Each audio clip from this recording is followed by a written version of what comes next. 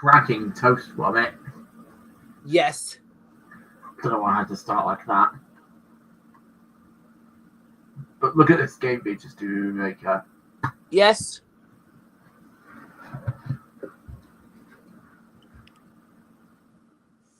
Yeah, you showed this to me last time.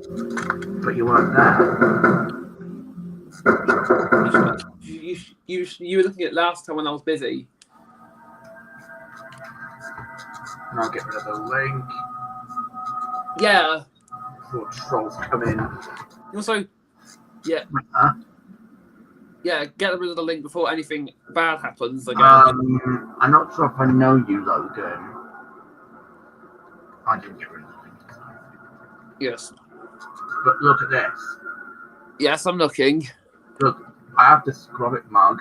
Oh yeah, that Gromit mug is actually a meme. Like, no joke. It really, really, really is one. I looked at promotional image from the Curse of the Were-Rabbit. Yeah, the Were-Rabbit. There's Wallace hammering, which became a meme. Oh yeah, Wallace hammering. And there's Gromit. Gromit, yeah, Gromit. I think there's just a promotional image of the Curse of the Were-Rabbit. Yeah, the Curse of the Were-Rabbit again. Cheese. Cheese. And another cheese. Let's begin the game.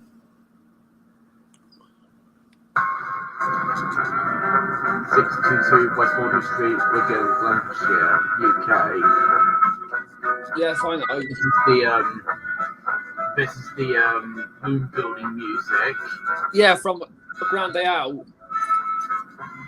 Also, while on the subject of A Grand Day Out, I was watching a YTP of it earlier today. I was.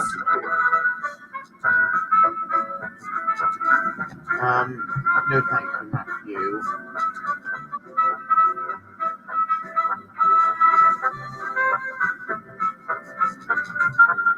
No thank you.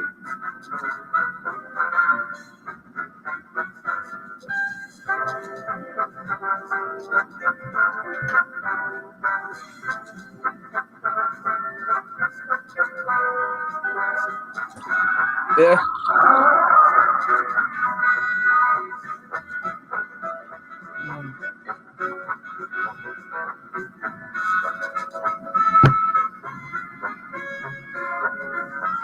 No, I don't remember you, Logan. Yes, playing Roblox again, are we?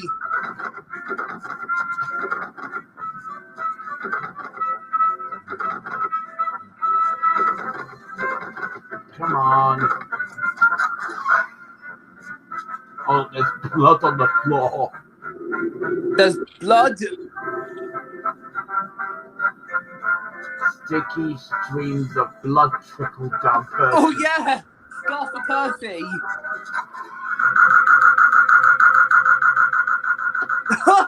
That's a meme.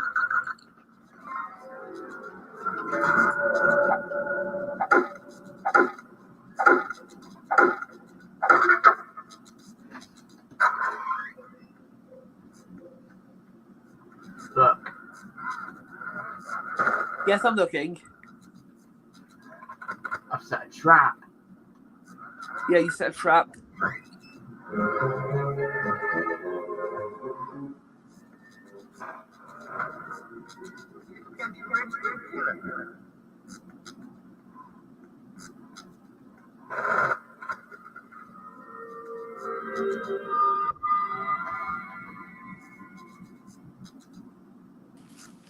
Hello there. Look at this game. Oh, hello, Sol. Hello there.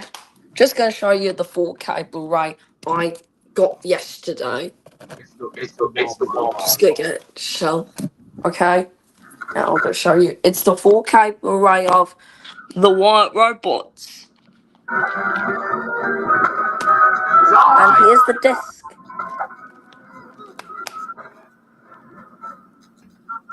I never heard of Big Lizard or Super Happy Magic Force, but I definitely hate Super Potato. Veggie Tales is a classic. I know Amelia Rogers, the Super Giant fan, likes Look what I've got. I know that user likes Super Potato, but I can handle her opinion. Never heard of this show at these shows at all. Look what I've got. What? Thomas Goes the Crow's book. Scares the Once years Crows? ago. Oh yeah, Thomas Scares the Crows. Oh yeah, based on the episode Thomas Took the Crows. Yeah.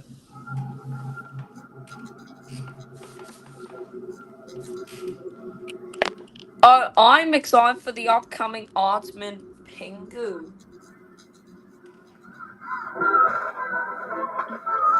This is getting ridiculous. Oh yeah, Alban is making a new Pingu series. Okay, and I think it's going to be a spin-off about Pingo. Yep. I think so too. Instead of just a different Pingu series entirely. Also, the White Robot is the first Universal movie to be released on physical media by Spirit Entertainment. Wait, look what I've got. Cars 2012. Oh, yeah, that's right. Spirit Entertainment has made the first Universal movie on DVD. That's right, and 4K Ultra HD. Oh, I hate Milo. I hate that show. I'm not taking it to extreme. I just hate it because the animation was bad.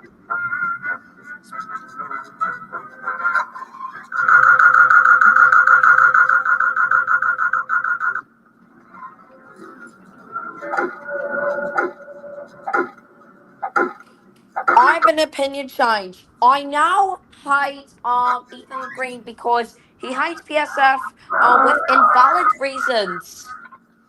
Like, come on, he can do roleplay whatever he wants. I didn't hear the show name because I was too busy playing. Also, Petticoat Facts 2025 is not behind Evil Patrick. It's just a roleplay. The second reason why is that he showed a lot of you-know-whats in Shylight and Stream. Third, and finally, he can't handle hate. That's why I blocked and unsubscribed Ethan Green immediately. He betrayed the entire Capsule Inc.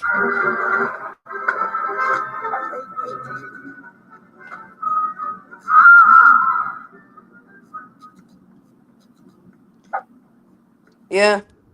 But speaking of Dimitri, I started hating Dimitri a month ago because of what he did. Because he forced Nickelodeon to cancel SpongeBob SquarePants. I'm not opinion bashing. It's just that it's channel forcing. That's why I now hate Dimitri. If anyone likes Dimitri, I can handle your opinion. I still like you, Logan. It's just I hate Dimitri. Get the ball for you, guy. Due to okay, opinion handle back, Logan. Also, thank you for handling my opinion on Dimitri. Never heard of Dimitri. It's Dimitri, the Disney fan. Oh. Okay. Also, I find his ground videos to be bad, in my opinion. Okay. Yeah. I know it's just my I don't think you and David are fan. I don't know. We don't know. I don't know. You and Duffy Duck fan 10. I don't know. That's what my answer is to that question.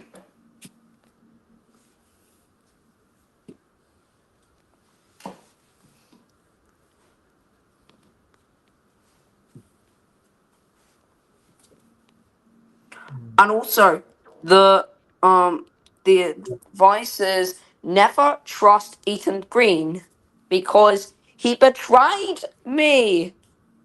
Davin, John is here 5, and other users. Yeah, he betrayed.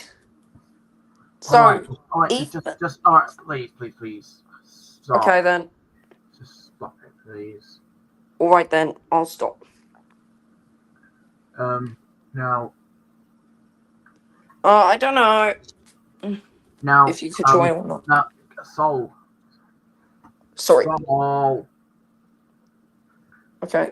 I'll think about having you in. You and Duffy fine. Never heard of Flight of the Vet. Me either. Never heard that. Soul. What? I think I don't know why some certain movie, but documentary, biographical movies have to be like focusing on a different thing each. Oh, me either. I don't know why. Like Piece by Piece about Pharrell Williams was Lego, and Better Man was about Robbie Williams when in which he was a chimpanzee. There was a documentary series called Frozen Planet. I know it's narrated by David Attenborough. He's very famous for narrating nature documentaries. Yeah. I remember watching that series in school. Doctor Who 2011. I like Doctor Who. Well, I like Doctor Who, but I don't think I've seen any episode of the newer series that they've just been doing. No, thank you, Mickey. Sorry, Mickey. Yeah. No, thank you. I'm already having users who I'm interested in the most, like the Big Maker and Soul. Yep. Yeah. Yeah, well, I love Doctor Who, but I've only seen the 2005 series. Oh, okay. Still interesting. Well, I saw that movie in cinemas. A film called Piece by Piece. Piece by Piece, that's a great film. Yeah, it's an awesome film, in my opinion. Showcasing Pharrell Williams' life. Yeah. Yeah. Well, yeah, and it's the very first Lego movie to be made by Universal. Yeah. Because the reason for that was because, the reason for Warner Brothers losing the rights to Lego is because the Lego Movie 2 had bombed. Yeah. Bombs at the box office. Good. I just said that. SML, I don't really watch these videos anymore. Well, I do like SML, but not the modern one. Yeah, I can tell. Logan got basically how that happened is basically Logan got sued by Nintendo in 2021. Oh dear. Which is the cause for him to switch puppets. Yeah, and I just hate when they replaced the old puppets. Except Jeffy. Well, except for Jeffy and Jeff PP. Yeah.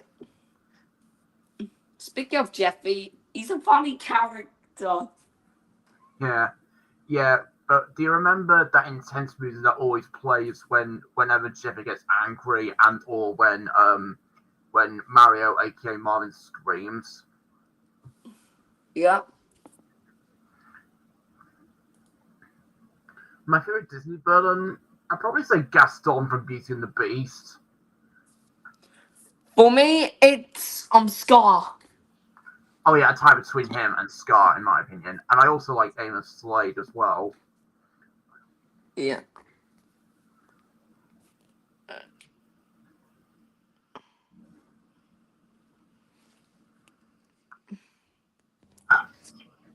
I know Dogman's coming out in the US next week.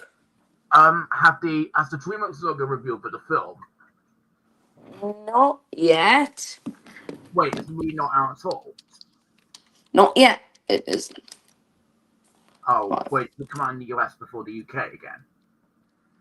Yeah, it's coming out in the UK in February 7th. And how long is it until in the US? 1 week. Oh. Why does Universal have to keep doing that? I don't know. This just reminds me of Disney doing something the 2 days after the US release since 2023. Yeah. I bet that's gonna happen this year for Zootropolis 2. But I heard. Well, Barney's World. I've never seen this reboot series. Oh, I hate Barney's World, in my opinion. Yeah, I don't like this design. What do you find? What Barney series do you find worse? Oh. Is it either the live action Barney or the new animated Barney? For me, both, especially the Barney's World. Oh, so I guess it's the animated series. Yeah.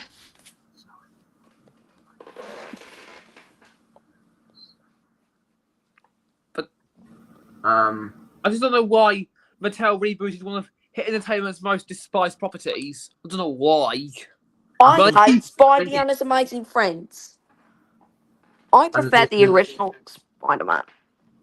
Yeah. Well, my favorite era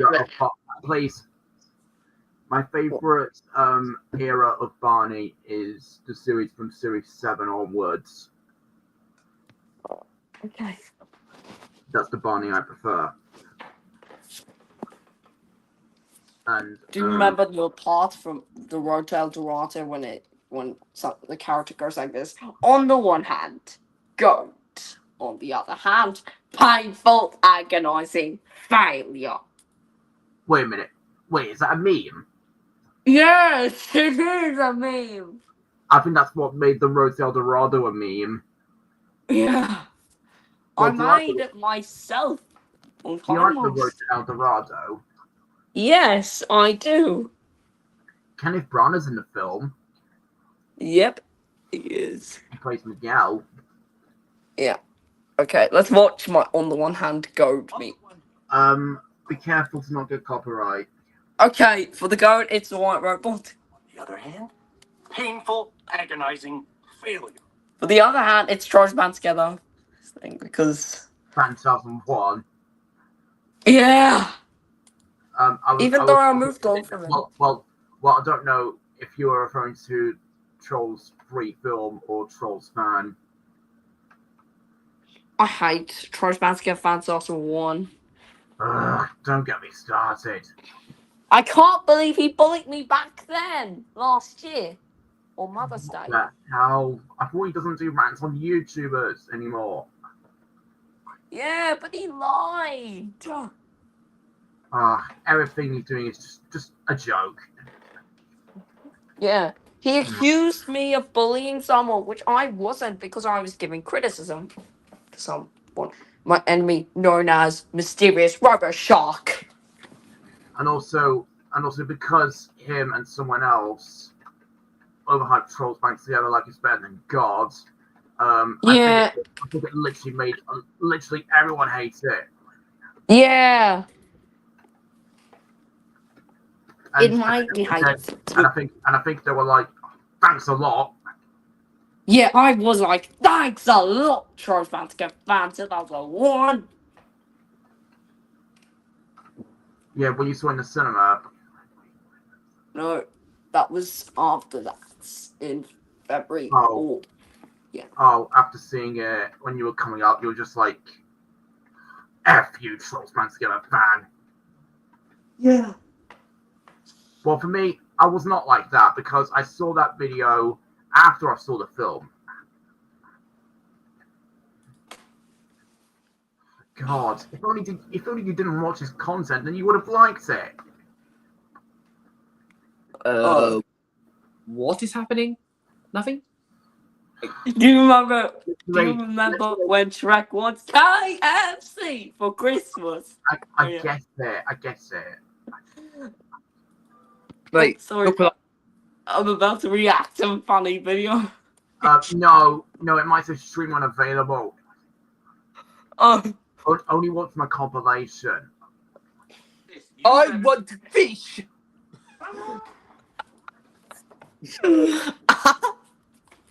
Only my compilation. Who are you saying that to? Me or That Sol? was video. Donkey, I want KFC for Okay. Christmas. Now, KFC. Look. Donkey, I want KFC for Christmas. Oh, good. KFC, open. Wait. I need your help. I have to make a KFC for Christmas because I want KFC. But I don't care because I want my KFC right now. Shut up. This is not the kind of Christmas I had in mind. All I want is KFC. All I wanted was my KFC for Christmas. Oh no, donkey. Give me the KFC. Now look what you did. You ruined my KFC. No, Well, what you did? You ruined my KFC. That's right. Ogres like KFC. I had everything under control until Donkey ruined my KFC. Some people don't like KFC. Ogres don't celebrate Christmas. Ogres celebrate KFC. And then I ate KFC. That was amazing. Who's hungry for KFC? Sorry.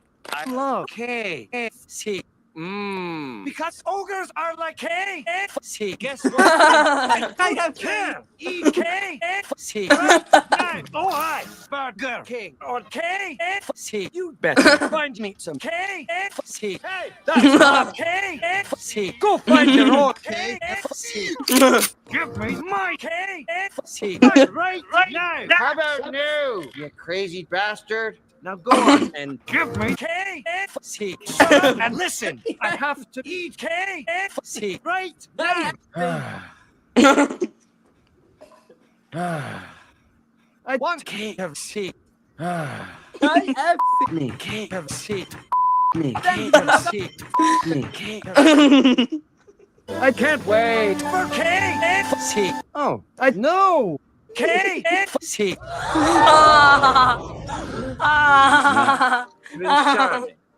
Want to eat KFC with me?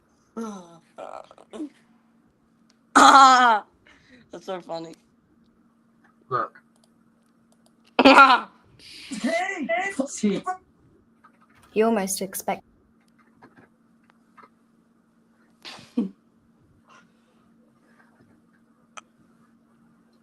A stowaway. Mr. Brown lowered his voice and looked anxiously over his shoulder. I still love Madeline Harris and Samuel Jocelyn reading this Paddington book. Same. You know, I just love to give them each other a lovely hug. It's You funny almost when Shrek expected goes to like see a this. policeman. You better read it. And then Donkey says, ah! You better. Wait, what? Oh, I also laughed when Shrek was just like, you dense, irritating miniature beast of burden. Ow! Oh! No, you dense, irritating miniature beast of burden. Oh! And then ogres are like onions. End of story. Bye-bye. See you later. Bye-bye. See you later. That's what Shrek says. I know. Yeah, Oh, I just died laughing when he was like, oh! Think you are slime. That What? was the YTP for the Cool line. And guess what? I used myself twice. His channel picture is now KFC.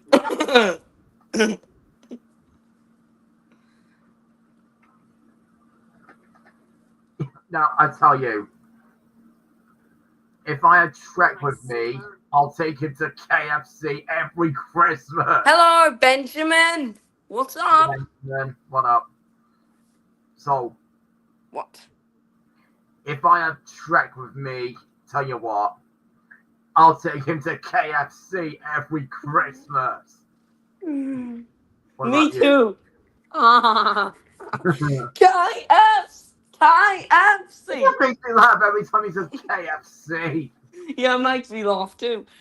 KFC. But when he's a bit, when he and another way, he's like KFC. It's funny when he said, be KFC. Yeah, but just look. Yeah, he was like this. Fine. Be KFC. KFC. It's funny when he said that. Yeah, but just look. Him with a notebook and a pencil, taking everything down. Yes, said the bear. I emigrated, you know. A sad expression came into his eyes.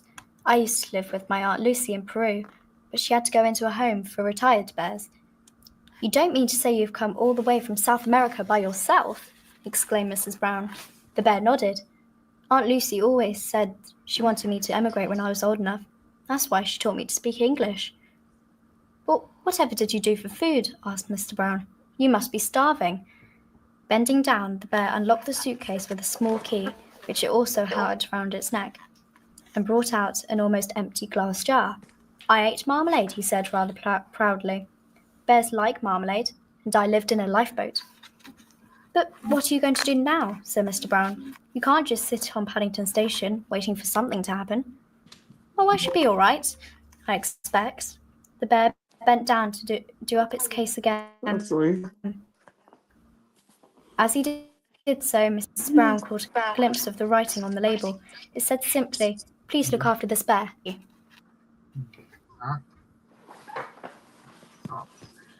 Yeah, what?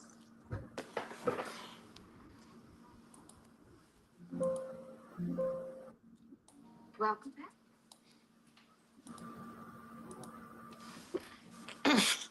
If I see Shrek in Christmas, I would take him to KFC. Same. And Woody as well.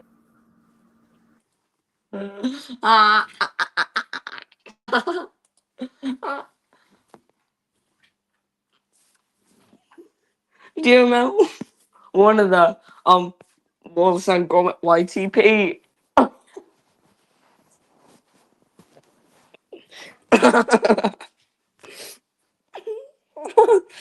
Oh, it's Palmer Charlton, The Adventures of Paddington.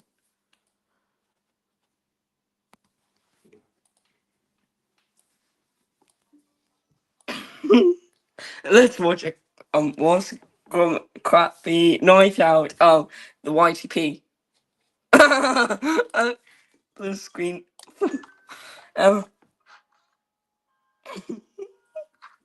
What's that YTP? A crappy night out. I was talking about earlier.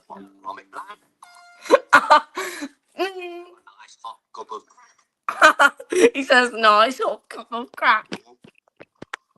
I was watching this earlier. Look.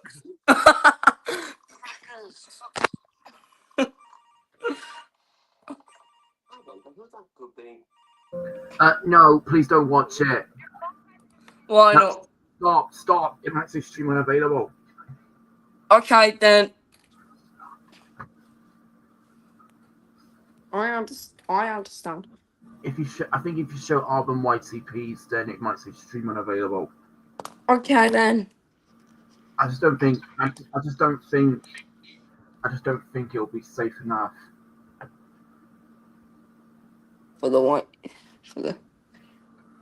Yeah, but I just love them two reading.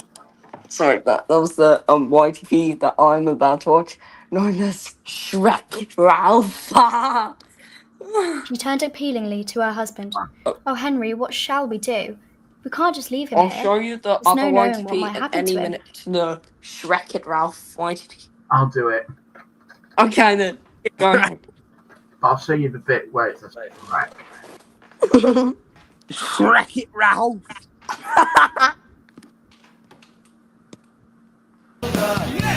No! That's what he said. Bad. I will never be bad. And if that's not bad, there's no one I'd rather be than Shrek.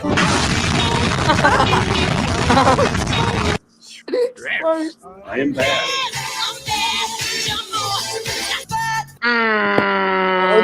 A few moments later. That's what it sounds. Look at this. Look at this. Look. Okay. Mr. Incredible destroys things. Look at this. Supposed to help starting with a power! People, stop right now! Or stop right now! He says, stop right now. Stop right now. Now! Right now! Right Or stop right now!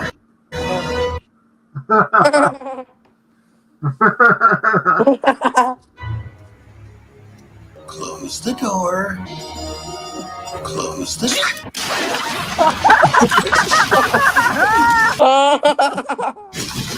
You should keep doing this, Bonnet. It's too much for Mr. Incredible. Oh, come can foo.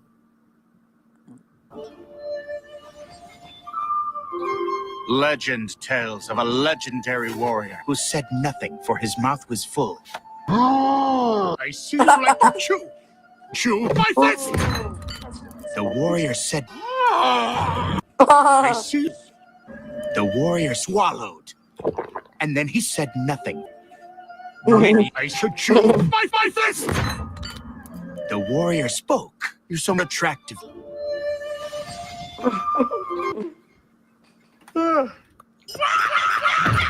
Monkey, monkey, monkey!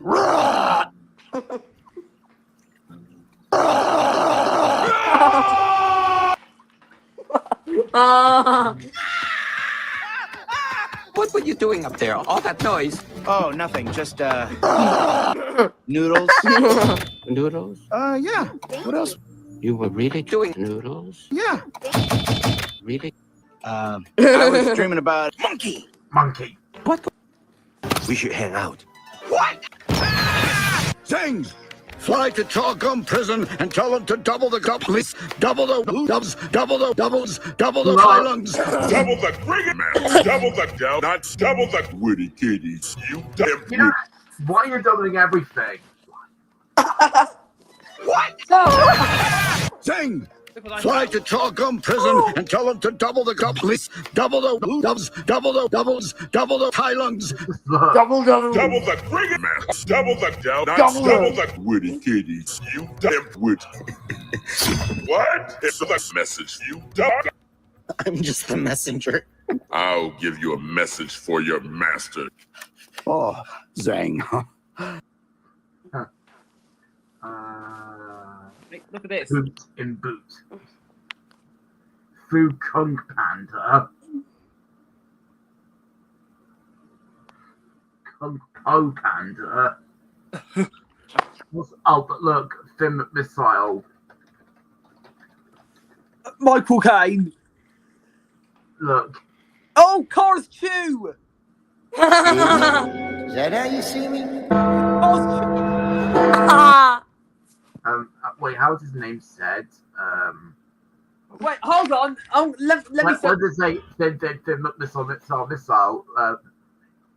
It's on Toe Mater has a mental breakdown. Ah, okay, that's the one. Let's see. Missile. Wait, what? Finn Missile.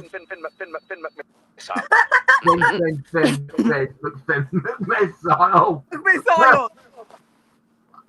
Missile. Wait, what? Missile. Finn Missile. Sorry about How am I supposed to say that? Finn Missile. I can do it. This is Agent Pete. I've got Finn Missile. You won't believe what I found out here.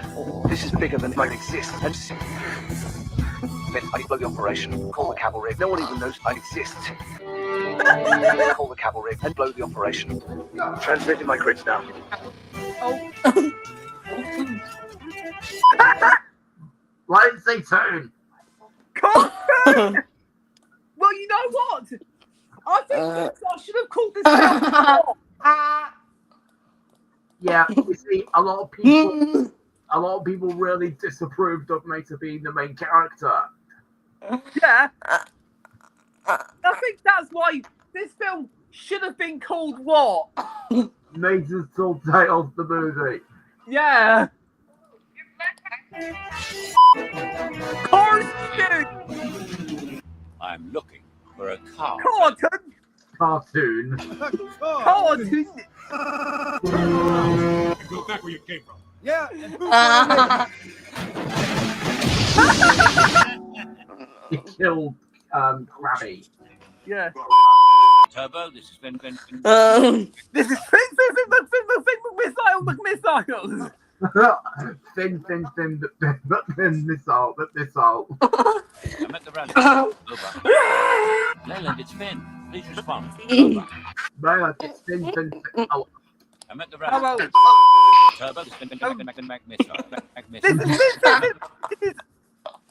ah, God, it's too fast. This is Finn. Leyland, this is Fin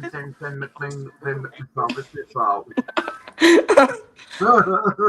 Sorry, I'm at the rally point. Let's see. Fin missile. Over. Leyland, it's Finn. Finn. Over. Professor Cars.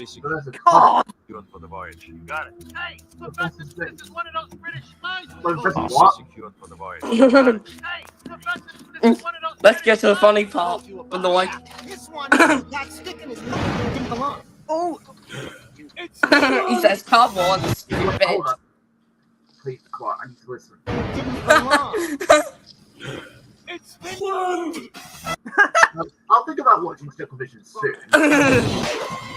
Oh. He says, no rabbit, but we forgot the rabbit.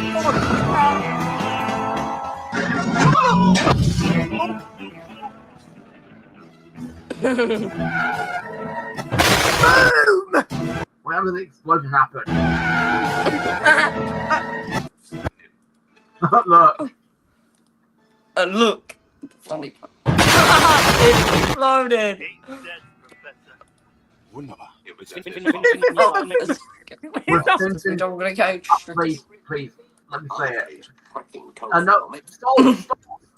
Sorry. Oh. I don't want the stream getting taken down. Okay. Fin. I understand, Ice Smith. Sorry about that. It was an act. With Finn McMissile gone. Who can stop us Miss Fig. now? Then Miss Finn. Wow. Mario. Mario. This is a tomato. Oh, that's a tomato. What is that? I thought I could make pudding this time. Pudding. But I'll always This make time, but pudding. stranded by the highway, the car's engine conked out. Lightning McQueen? What? We got a Stranded by the highway, the car's engine conked out. Get Hey. me, In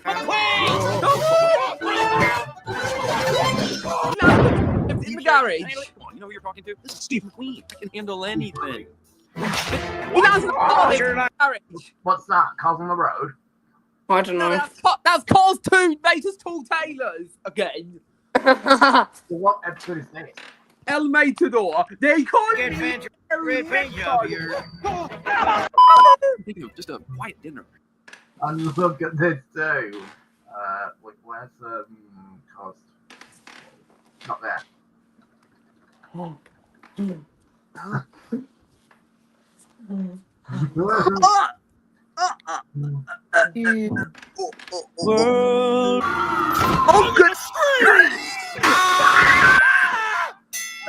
Say the N-word. That's racist. Things wrong.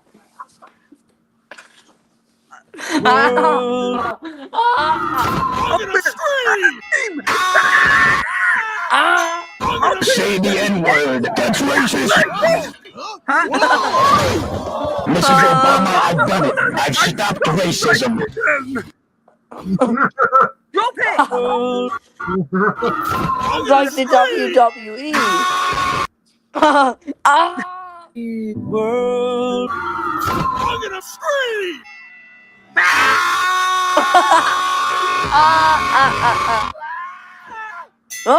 Say the N-word! That's racist! N-word. That's racist. That's racist. You can't say the N-word. Breaking Birds. Breaking birds, look. It's funny when it says, following that's is a racist, sport you we- can't say the N-word. Right, look, like this. That's racist. You can't say the N-word. Look. accurate and is a fiction. I wonder what the punchline's gonna be. Ta-da! You. Boy, that's a loud. Oh, hi, pal. How are you? Oh, I'm horrible. What is that? Congratulations, sir. Your cake is here. Where's my drink? What drink? My drink? My diet Dr. Don't tell me you forgot my drink! You didn't order any. How am I supposed to eat this cake without my drink? You call yourself a delivery boy? Well, I ain't buying! I'm sorry. What did you say? I told you I ain't paying for that. Wow, this one's on you! Okay. That's what something when he says, that's racist, you can't... Oh, Breaking Bad intro, no. Oh, wait, Rio as well? It throws the lady out of the window. It's funny when it says, that's racist, you can't say the N-word. But where's that audio from? I don't know. I just saw Dave.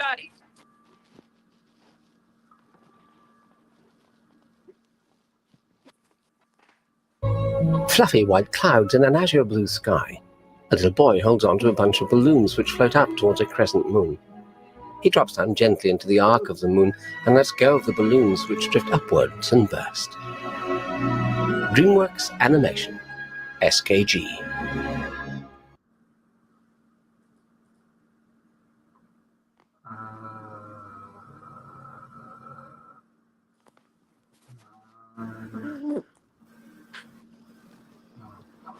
I'm gonna scream! Oh, wait. I'm gonna scream! I'm gonna scream! Ah! Wow! Bing, bing. I'm gonna say the N-word. And then it says, that's racist, you can't say the N-word. And then the throwing goes like this. Mrs. Obama, I've done it. I've stopped racism. I'm gonna scream! I'm gonna...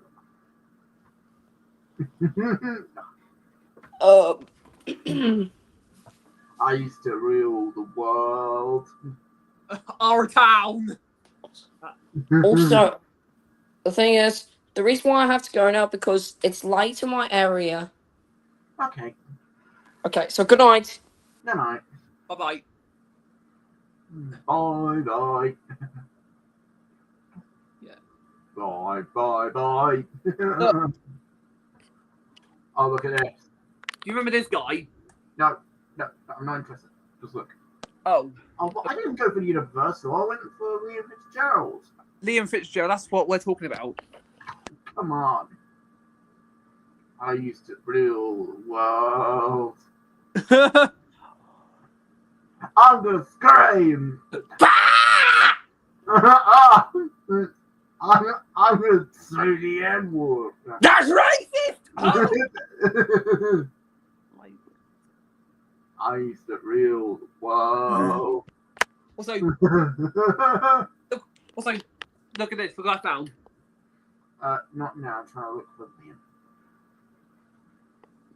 GWR. Remember him, was he on boy?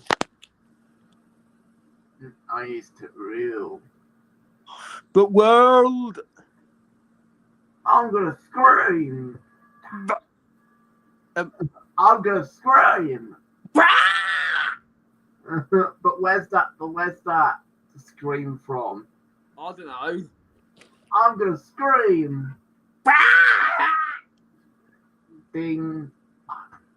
I'm gonna say the N-word. That's racist.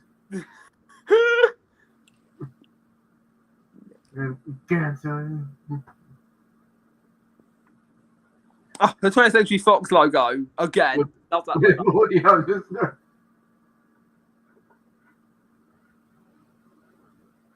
Hey, look what I've got.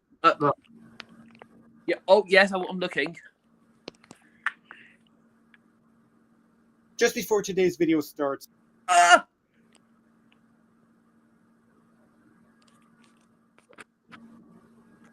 build.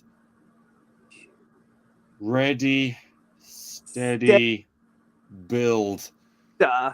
Ugh, I'm so not ready for this. Like a majority of fans, I'm not really fond of this arc of Bob the Builder. The episodes are very blunt and not interesting. You like this, Sarah? I've seen it before on DVD. I have. Did you watch it at all on CBBS? Just a little bit. A majority of characters were cut from the previous shows, such as Benny and Mr. Beasley. And the worst problem of all... Well, did you watch the Series 1 to 9 on CBBS?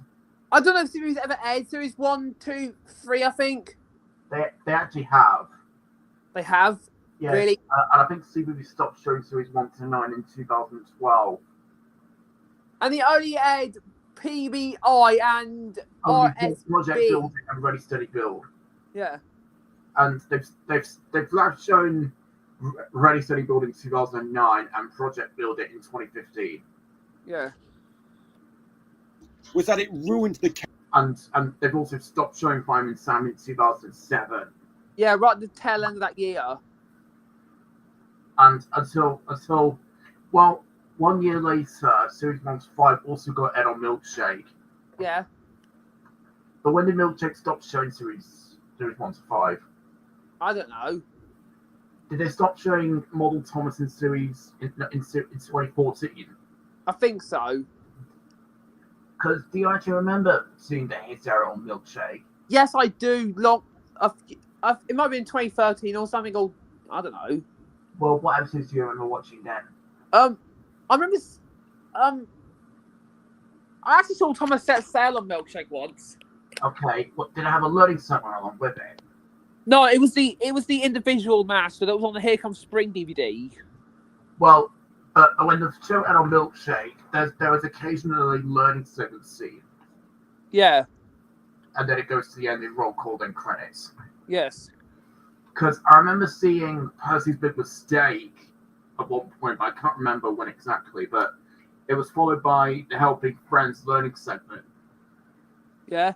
Tales of the Tracks DVD, and then engine roll call, and then the credits. Yes. And guess what? Series 24 has no roll call whatsoever. No. Because it's just showing... Wait, are they showing The Journey Never Ends? I think they did. But in the Steam Team episodes, they're either showing Let's Dream, the Steam Team, and then a lot more songs that I don't know about. Yes. I think the worst Thomas music video is The Little Engine Who Believed. I've not seen the song before. Well, I mean, the song itself is fine, but the music video sucks because it's poorly edited. Yeah. According to TNF Guy. Yes. And turn them into mindless idiots. Just like Nigel and Thomas, that is. Well, actually, this is their personalities. Yeah. Scoop went from a leader to a Karen. Yeah. And then Muck is a bit stubborn. And then Rolly went from loving animals and music to a mindless idiot like Thomas. Yeah. And finally, Lofty went from a shy and adorable scaredy cat to a complete coward. And he's like Henry, Toby, and Percy. Yeah. You see, Henry, Percy, and Toby are also wimps in the hit era. Yeah. Well, how is Gordon in the Nitrogen era? I don't know. James? I don't know. I think Emily's sort of a Mary Sue. Yeah. Well, Edward still has his character intact. Yes. Well, Bob, Wendy, and Dizzy's characters are intact. Yes, they're the same. I don't know about Scratch. Who came along in Ready Silly Build? Yeah. Yeah, he replaced Benny. Yes. In fact, he's a Benny recolor. Yeah. Not kidding. Even get through a single episode of this show without getting frustrated at what's happening or how the characters are acting. Hit Entertainment is truly losing its touch with the franchise by this point. Huh? Did you see my comment in this video? Where is it? Where's my comment? If you can't see it, loading. Loading. No. Oh. Well, can you guess what I commented on that video he did? What? I commented that Thomas the Tugs Man, and the absolute worst thing about this episode is even though it's not written by Sharon Miller, it's still an epic Three Strikes Formula episode! That's because Mark Seal is the head writer, and he's literally the Sharon Miller. He's looking at the Sharon Miller era of Thomas of Bob the Builder. Yeah. This series is basically the Nitrogen Thomas of Bob the Builder. Yeah. Where in the Nitrogen era of Thomas and Friends, almost all the episodes did the same thing. Well, nearly all of them. Well, except for Edward helps out, and Edward the hero. Because in Edward the hero, Edward helps 3 people rather than effing up 3 times in a row. Yeah, because Edward actually helps 3 people instead of making 3 mistakes. Who wrote Edward the hero? I think that's the only Nitrogen episode where the 3 strikes formula doesn't occur. Yeah. But wait, who written Edward the hero? You can look on TTT Wikia.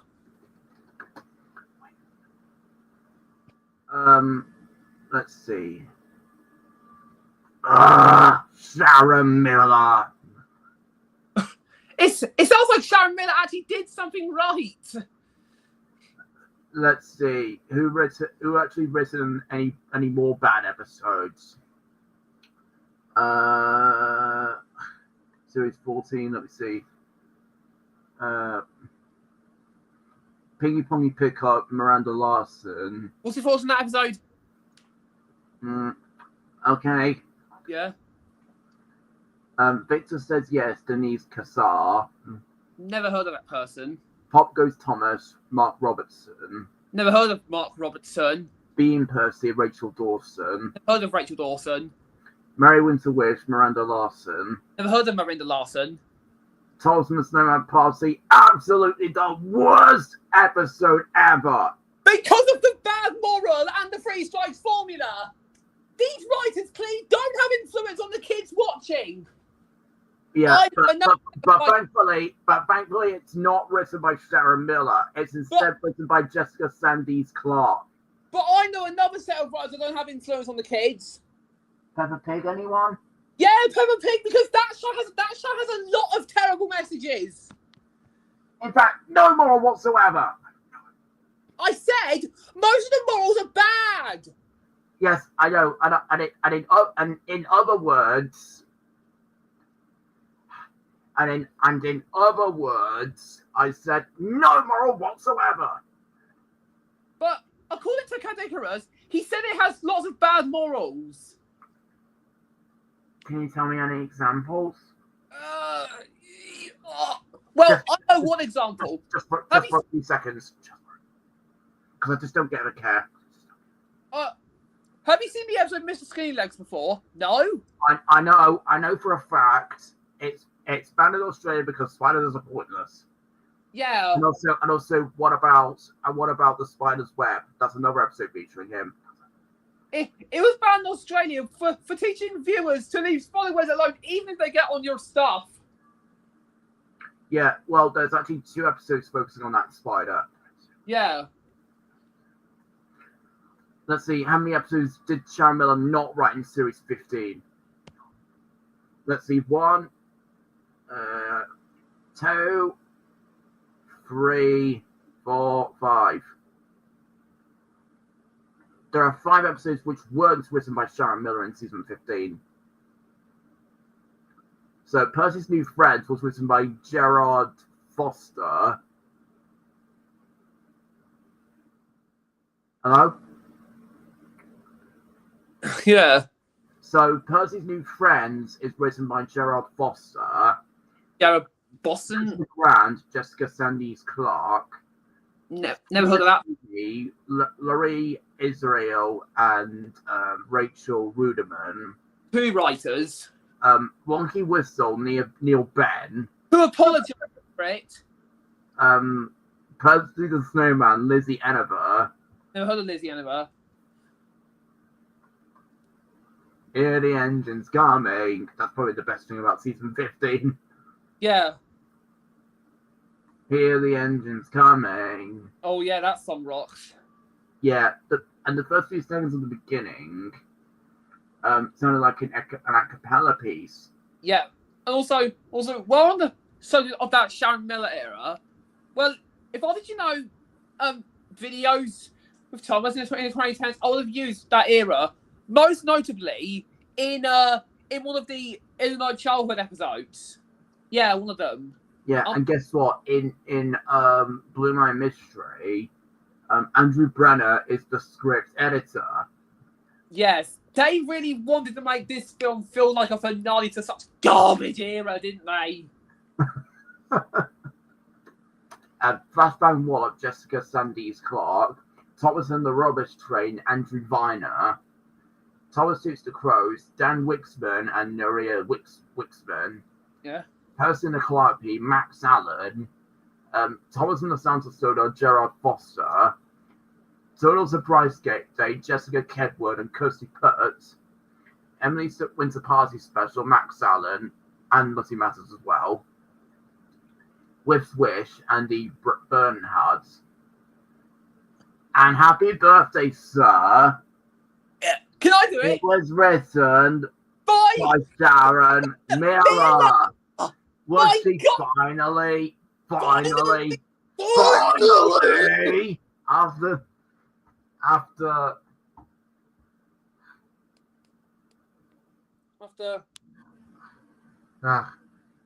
actually, I shouldn't raise my voice. I'm sorry. My parents were asleep. Anyways, let's try again. Was she finally? After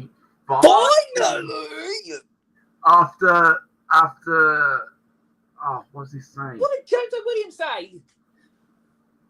Anyways, Thomas's character improvement. Man. Thinking.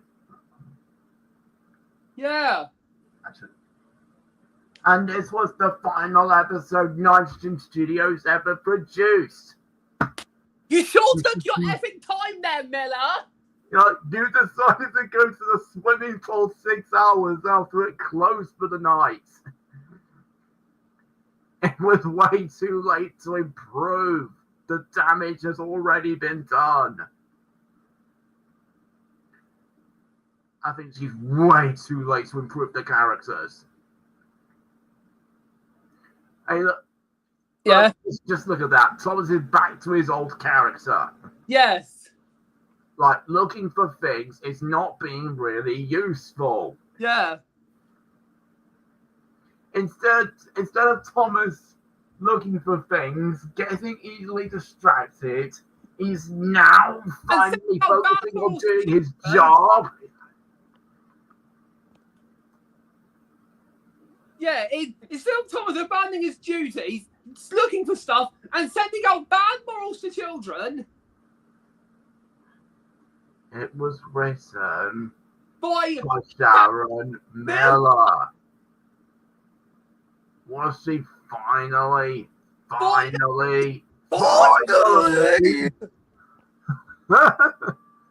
Now let's see. Line of Sodor, Mark Robertson, Tickle Pink, Alan Plenderleaf, Slippy Sodor, Mark Robertson, The Early Birds, David Richard Fox, Thomas and the Pigs, Alan Plenderleaf, Time for a Story, Miranda Larson, Percy's Parcel, Robin Charteris, Toby's New Whistle, Louise Cramsgoy. Yeah. The same writer as Scoops in Charge 2, stupid yellow digger almost killed a man while whining about Watercar taking his job. Yeah, Louise Cramsgoy, you screwed Scoop up in this episode. Screw you. I think it's actually Mark Seal who actually Messed it screwed up up. all the characters. Yeah, just like how Sharon Miller butchered the characters in the Thomas Sharon Miller seasons. There's a big time. Yeah. Anyways, a blue mess, Miranda Larson, Thomas and the Runaway Kite, Louise Krabs going again. Again. And anyways, let me just zoom in. Yeah, I can see it on the screen. Yeah, but can you imagine if it said Scoop's Big Job written by Sharon Miller? Can you imagine that? If so, then it would have been rhyming. Yeah, like just like how Rolly's Rivals had rhyming. But Because that's the only Bob the Builder episode to have rhyming and to be written by her. Yeah. Now, Snow Tracks, Alan Hescott, and so is Henry's Good Deeds, and that's it. Yeah. All the rest are written by Sharon Miller. Yeah.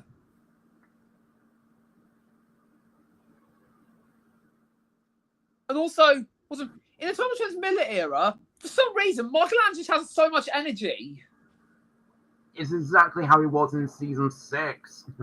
Yeah, like Thomas couldn't let Charlie be more fun than him. He pumped his pistons, bubbled his boiler, and fizzed his firebox. The race was on. Is it playtime? Yeah. The race was on. Yes. Thomas and Charlie roared and raced. Their funnels were fiery. They were soon their face. And Lizzie and Bossy could not believe her eyes. My goodness me, this is a surprise. Yeah. Thomas and Charlie bounced and bumped. And Lizzie and Bossy jolted and jumped. And the companies jingled and jangled looser and looser. But just look at how he puts the episode. Yeah. Just listen to him. Yes. Scoop's Big Job is the 12th episode of Series 18 and the 4th part of The Legend of the Golden Hammer. Spud and Scrambler are discussing their hunt for the Golden Hammer that barely has anything to do with this plot, while Bob and the team head off to fix the Fixham Harbour lighthouse. When they arrive at the lighthouse, Splasher, the amphibious car, arrives to assist Bob and the team with any big jobs, which begins to anxiously worry Scoop. It's from this point onwards that we see Scoop trying to upstage Splasher by moving rubble, to which he falls into the water, moving the new panes of glass, which he breaks, and to top it all off, races Splasher back to the yard for sacks of cement, which turns out to be potatoes, and literally ends up putting Bob in danger. Idiot! Fool! Nincompoop! And after possibly the worst explanation I've ever heard, Scoop and Splasher eventually learn to work together, and the lighthouse soon gets fixed, and everybody is happy. Yeah. Yeah. And have you seen anyone else put certain things after it's seen the plot? They're just like, yeah. Yeah. Oh, this plot is so broken.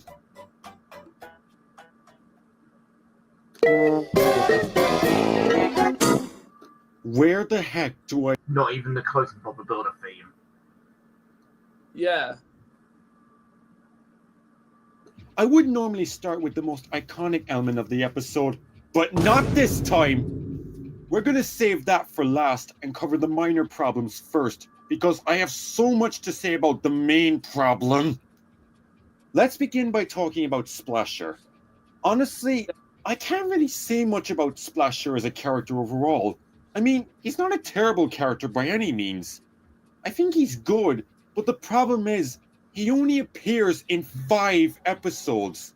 His 2 leading roles in the final season of Project Build It, and 3 Ready Steady Build episodes, including this one. It's quite hard to rate a character who doesn't appear very often. I mean, Thomas and Friends have a history of doing that. If you guys have watched both the Thomas and Tugsman and Heartcloud production review of this episode, you'll know that they both said that Splasher was a wasted potential for this episode. And you know what?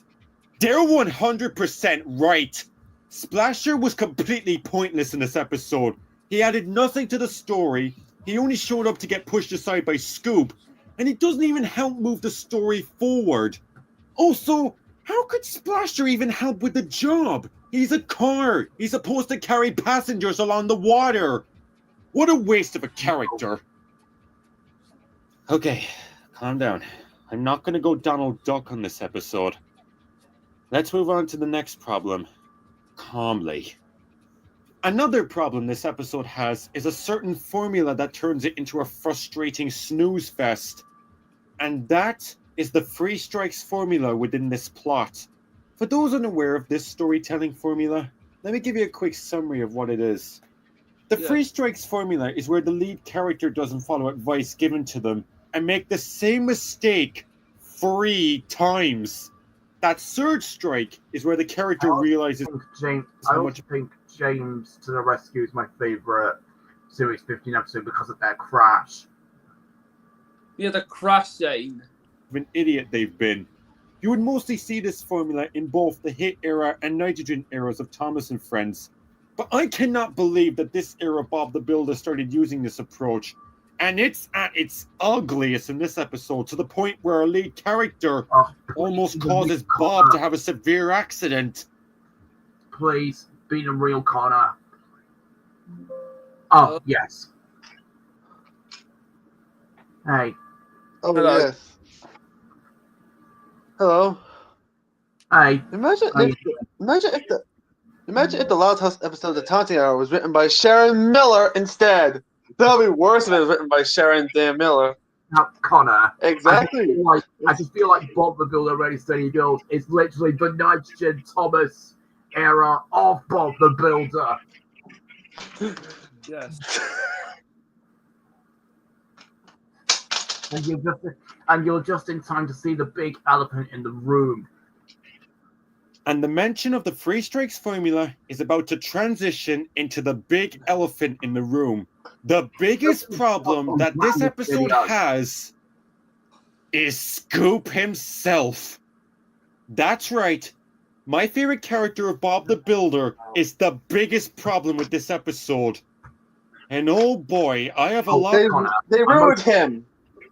Now, Connor. Wait, I have to explain something. I got another Sony movie last Christmas, and that is The Shallows, audio description by James O'Hara at Deluxe. Oh yeah, I have that on DVD. Yeah, the big maker's gone, and also I think it's the last Sony movie before his retirement, but really his last film was Lights Out for Warner Brothers. Yes. Yeah, but I think The Shallows is actually the last Sony movie he did. Where it has Blake Lively, who's married to Ryan Reynolds. Oh yeah. And to be honest, I think Blake Lively's really attractive. Yep. What did I get? And also, I'm just gonna share a few things on something. Just a minute. I need to get something on. Okay. Movies.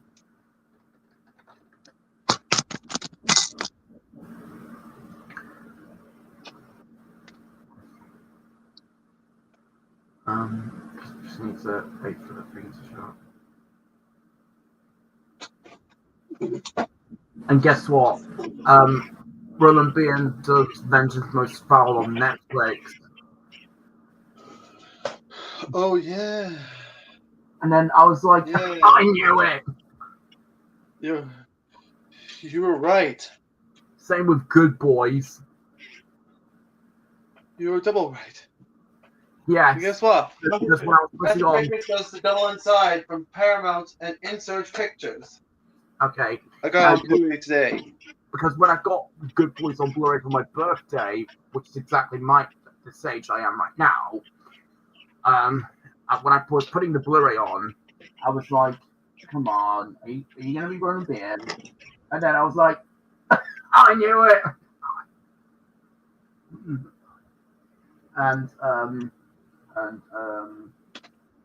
I'm just looking around. Well, doing The Devil Inside from Paramount, I thought Carl Newbell would do the illustration, but no, it was Matthew Vickers who did the UK illustration for The Devil Inside. Yeah, well, if Madagascar 3 had a UK illustrator, I don't know if it will be either Big Sam Clark or Toby Maves.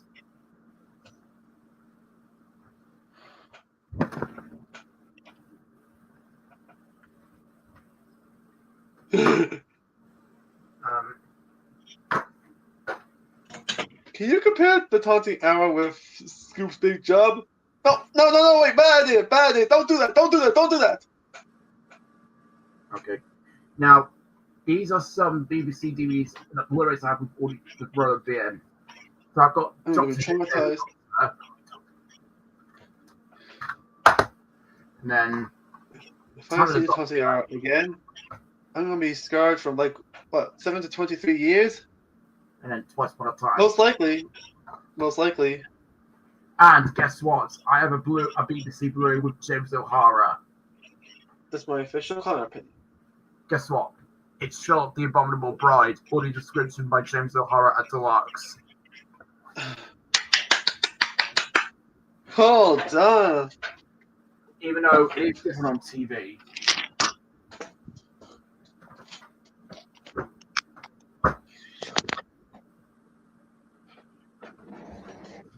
And I think this is what I'm going to assume Alex Newman's saying at the end of the Curse of the Were-Rabbit.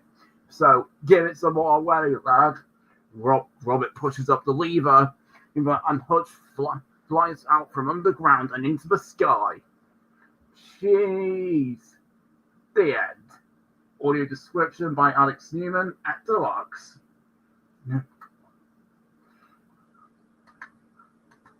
Yeah.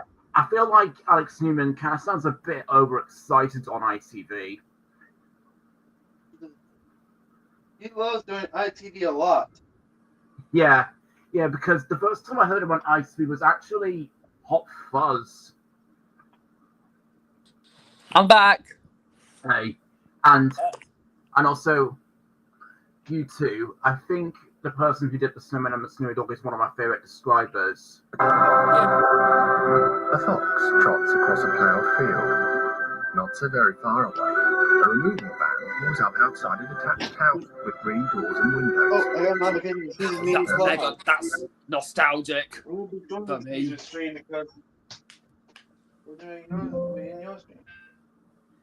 Yeah, but and when I heard this person do Minions: The Rise of Gru and Incredibles 2 on BBC, I just got ever so happy. Yeah. Yes. Yeah, even though these describers never reveal their names, so. No, they never do that. Yeah, but I imagine this describer sounding a bit like Toby Mace or Roland Bean. Yeah. Oh, Roland Bean does homie releases of Minions Rise of Gru. He does. And his most recent Universal movie was Strays, and the last Sony movie he did was Bad and Web. Yeah. And it took an entire year for him to do Vengeance Most Foul. Yeah. I hope Roland Bean never retired. Roland Bean do Walter Vengeance Foul. Anyways. What to say about his portrayal here? So let's waste no more time and truly begin ripping this episode to shreds. Words can't even begin to describe how much I hated Scoop's performance in this episode. He acted like an arrogant Karen that it's not even funny. He begins acting bossy towards Splasher, and he constantly makes idiotic decisions that cause him to mess up, to the point where I just want to bash my head against the wall. Not only that, but Scoop's... Oh, he said something about Scoop being way out of character. Also, hang on. Is that from Chuckle Brothers? No. Sesame Street. Also, I don't know. Actually, I don't know what this is from. To be honest, it's actually from Sesame Street. It's Bert and Ernie from Sesame Street. Oh, Bert and Ernie, I didn't realise. I didn't notice. Because the quality was kind of off. Bash my head against the wall. Another poster to my collection. I didn't notice because the quality was off. How did you recognize Bert and Ernie's appearance in that video? Yeah. Well, I just didn't recognize their faces because the quality was off. Only that, but Scoop's excuse as to why he acted like a Karen towards Splasher is absolutely pathetic. Let's take a second to compare this episode to Scoop's in Charge.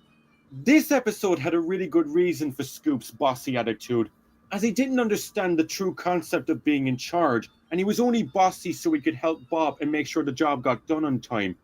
And the same can be said for Snowed Under. While Scoop's attitude is somewhat questionable in this film, his ego and responsibilities went to his head, and it caused him to become an arrogant jerk that it drove his friends away. As Heart Club Productions said in her review, the Can-Do crew aren't perfect and can have their share of arguments. What's Scoop's big job excuse? He got jealous of Splasher taking his jobs when Splasher wasn't doing anything anyway. This is why Scoop's in Charge is my favorite episode regarding the Yellow Digger. It showcased him doing something that he's never done before, and why he's I think Scoop's big job messed up. rehashed He made Bob Scoop's very in Charge on This purpose. episode, on the other This episode, Scoop's big job rehashed the episode Scoop's in Charge for some reason. For some reason? And Snowed Under. They rehashed Scoop's in Charge. And Snowed Under. They rehashed Snow Under as well. But be prepared for his anger. Be prepared for his anger. This episode, on the other hand, portrays Scoop so badly to the point he almost puts Bob in danger. This episode is absolute bullshit!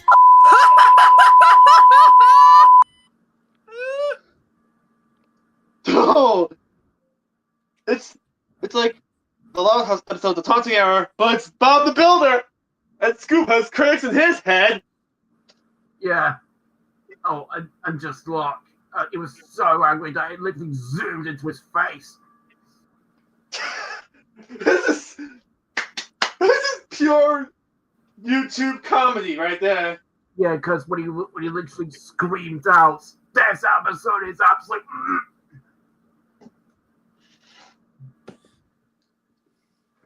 Anyways. I have nightmares and scars for like what, 7 to 23 years if I watch it. It's also me when I've seen The Wild as well.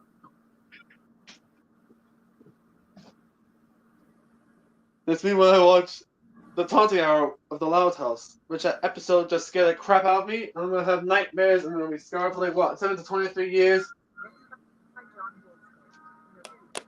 Maybe close to 23 years. That's my professional color opinion.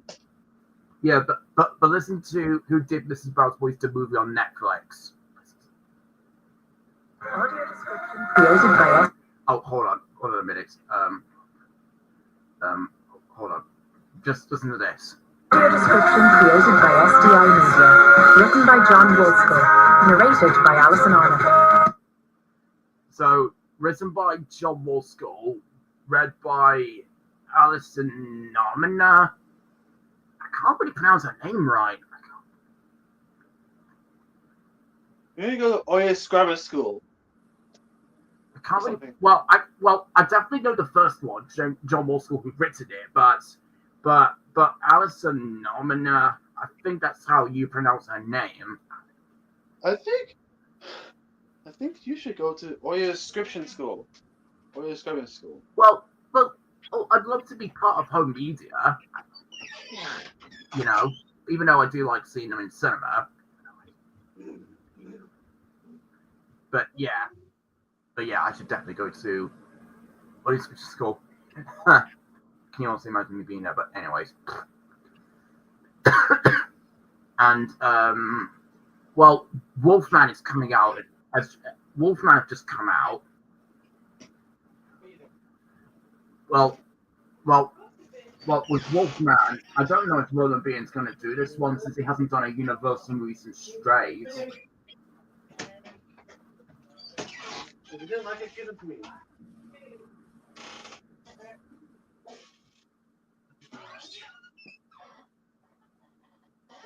I miss you. Sorry, just talking to my brother Ethan, that's all. Okay.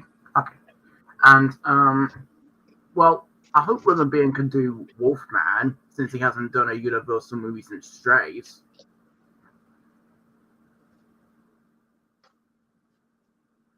And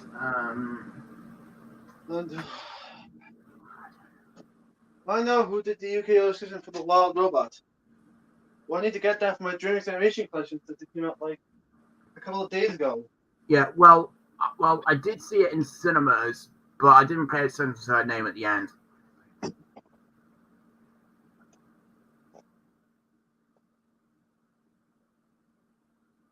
Well, I can see cinemas, so it's been a lot of things. Okay. Well, when I saw Piece by Piece, audio description by Deluxe, written by Edwin Wills and Alan Blyton, read by Eleni Hadji-Daniel. Oh! The recent Universal Lego movie.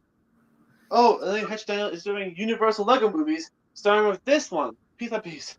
I think Eleni Hadji-Daniel is quite a fan of Lego, to be honest. Eleni Hadji-Daniel is obsessed with Legos, I think. Am I to assume she loved playing with Lego? Well, I hope when it comes out. And the Universal logo was made of Lego. Yeah. Yeah. Hey, Mr. They would use that same Lego Universal logo in other Lego movies. Yeah. Another picture. Yeah. And then Hadji-Daniel will do more Lego movies. Since Hadji-Daniel did the Lego. She did every Lego movie as well as Barbie and DC League of Super Pets.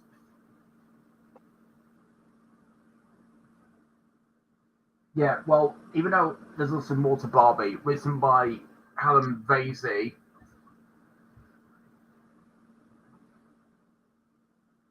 And when I got Bad Boys Ride or Die, audio description. John Walsall. I know it's John Walsall, but written by John Walsall, Helen Vasey, and Matthew Vickers, read by John Walsall. What a lot of writers. Whoa, that was a surprising return for John Walsall. Yeah, but I think his first return was Sing 2 on ITV. And he's also done Jurassic World Dominion on ITV as well. And Sam Clark did the first Jurassic World on ITV. And I'm pretty sure Toby Mace did Fallen Kingdom on ITV.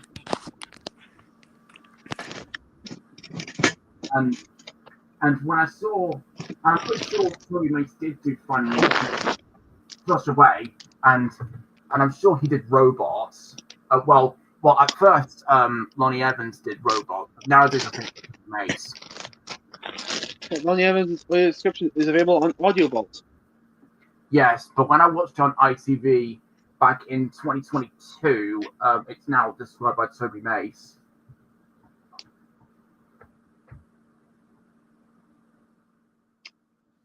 Yes. Yeah.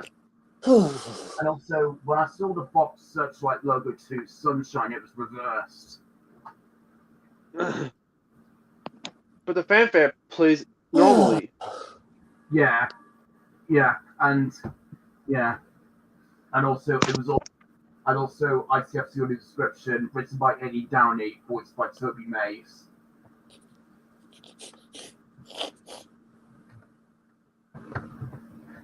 And also with Night Museum 2, audio description by Toby Mace at Deluxe.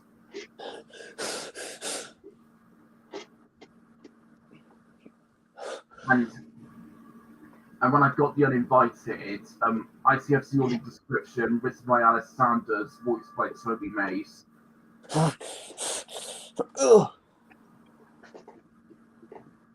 In June 2023, when I got Rachel getting married, ICFC written by John Wolfskin and Alex Seaman, read by Alice Saunders. Okay. And, well, is that the last movie to be done by Alice Saunders?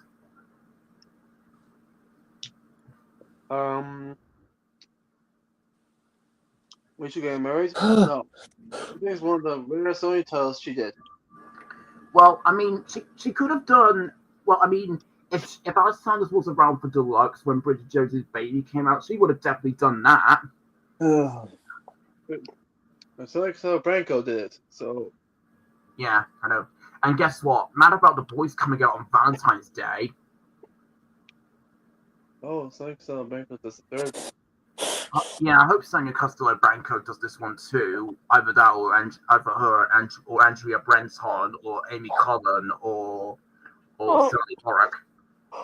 Or Hannah Brown Lee. Or Hannah Brown Lee, yeah. Well, I only have 3 films with Hannah Brown Lee: Trolls Band Together, Fast and Furious 10, and Asphalt City. And Amy Cullen does Wicked from 2024. I know. I saw that in cinemas with her describing, even though Roland Bean already described the trailer.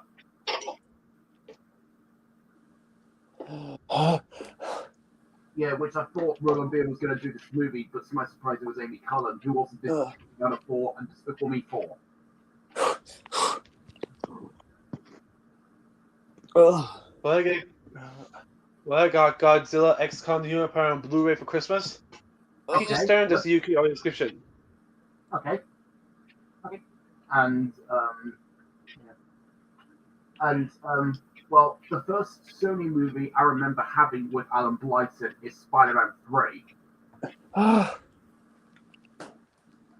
The first Sony Pictures movie I heard he did. The first Sony Pictures Alan Blyton movie I heard was like Hotel Transylvania 2.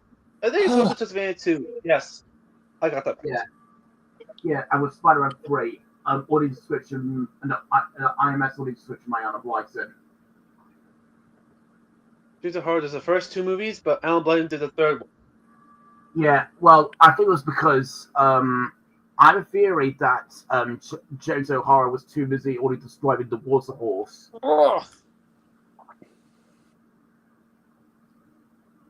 James O'Hara has to do something. Hence why he didn't come back to Spider-Man 3. Yeah, but Alan Blyton IMS took over for some reason. Yeah, and back to Water Horse. Okay. According to the 4K.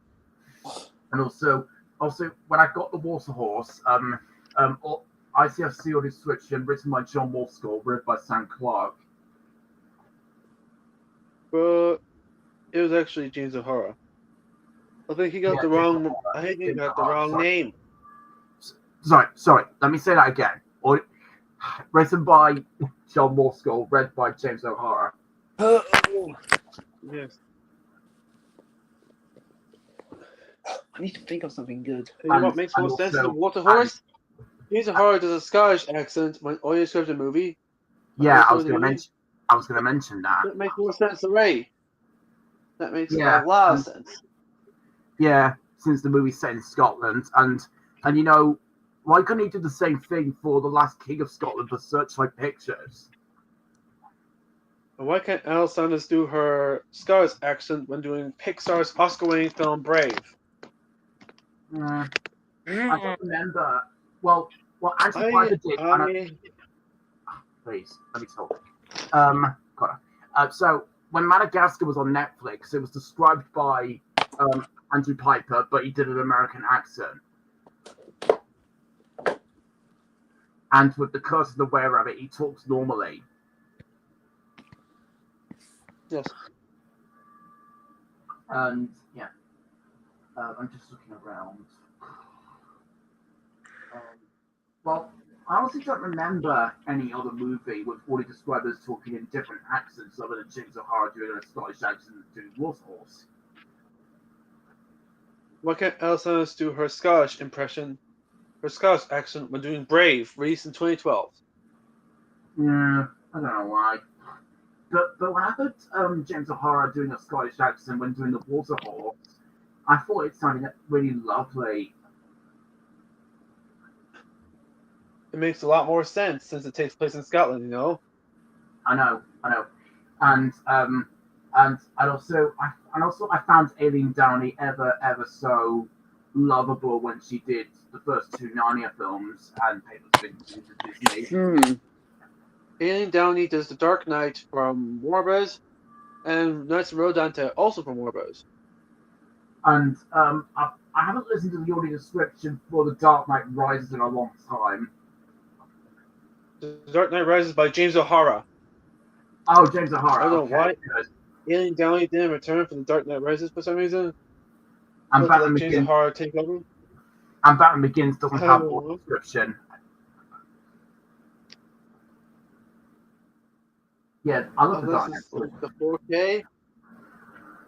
Yeah, and also I've got Candyman on Blu-ray, both 1992 and 2021, and with the 2021 film, audio description by Motion Picture Solutions, written by Andy Capri, voiced by Roland Beard. He says written by Andy Capri, voiced by Roland Beard on Halloween Kills. Oh, okay. And because I remembered well. But however, while Roland Beard did Kills and Ends, the first one was by Sonia Costello Branco. Yes. And also, I just have this theory with Spider-Man 3 since James O'Hara was too busy doing the Water Horse. I think they just hired Alan Blythe to do it for IMS.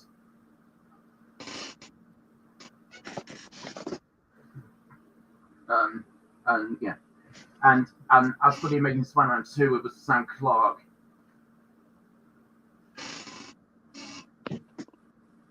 Oh, when I got Meg 2 The Trench on DVD in like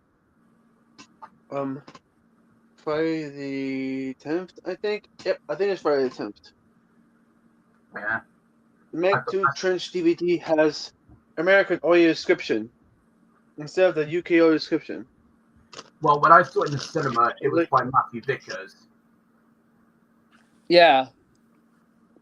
Why can't they use Matthew Vickers for Meg 2 The Trench instead? Well, they'll work.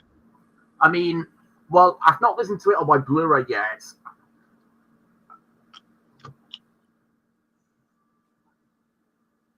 And yeah, and I'm just looking around again. And also with Mr. Bean's Holiday, ITS audio description written by Matthew Vickers and Alan Blyton, voiced by Lonnie Evans. Yes.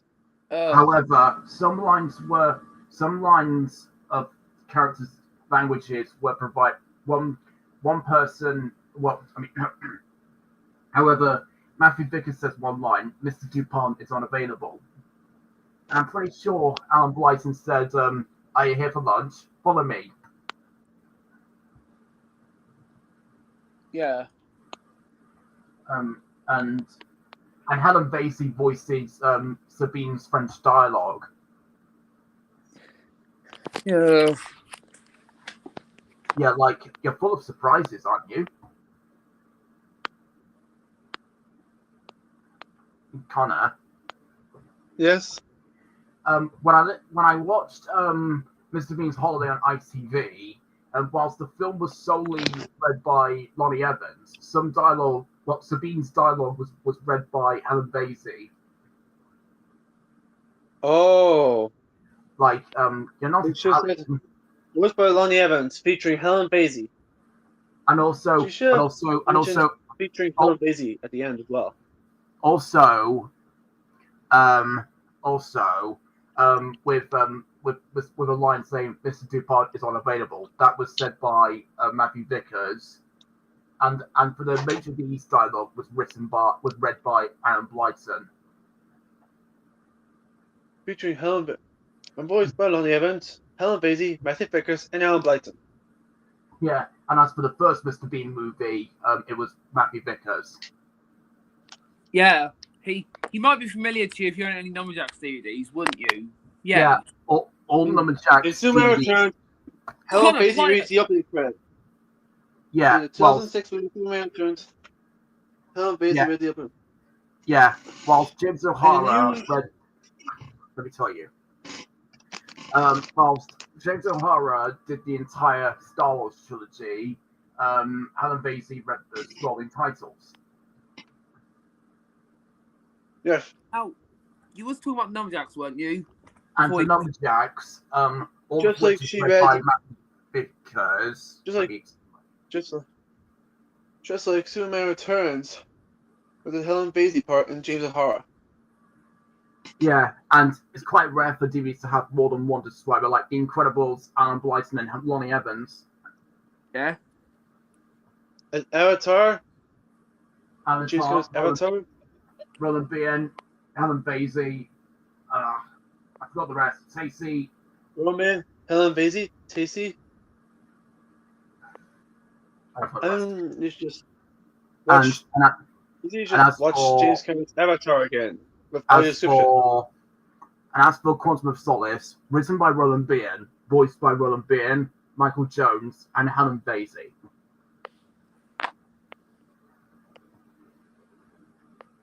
Yeah. Now, let's try again. So, I know you keep mentioning Numberjacks, and let me explain. Matthew Vickers did all the episodes, whilst Helen Basie does the menu on the first DVD. Yeah, well, even though not all the Numberjackers have got DVD releases, not all of them. I know. Yeah. And I think he's the only ITV DVD release to have audio description. Yeah. Take a look at this. And yeah, and with Cars, ICFC audio description written and read by Helen Basie. Yeah.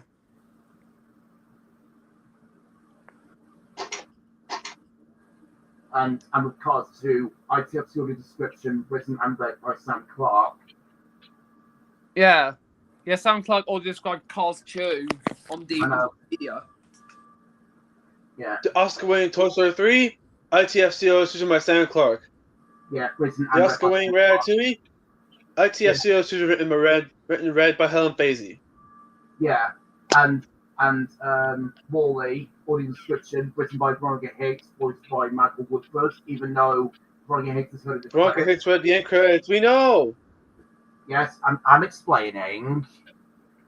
And up, ITFC audio description written by Sam Clark, read by Helen Alice Saunders.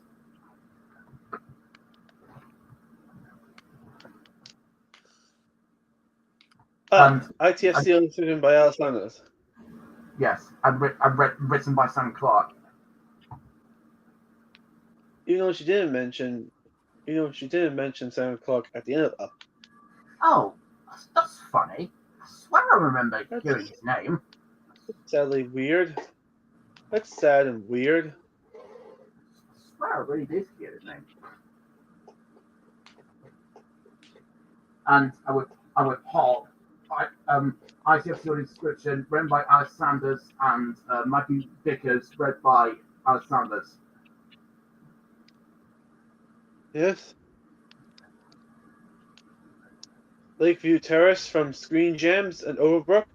ITFC audio written by Alice Sanders and Amy Donnelly, voiced by Matthew Vickers. And guess what? Company Panda is on Netflix. And guess what? ITFC audio description written by Alan Blyton and Alex Newman, voiced by John Walskull. Yes. And then I was like, why couldn't you have it on the DVD and Blu-ray? Why can't you put it on physical media, Netflix? Yeah, somebody's got to publish that description. I have to try to publish the UK audio description track for Godzilla X Kong Unifier for my Blu-ray. Yeah, and well, who could do Madagascar Escape to Africa without ITF's audio description?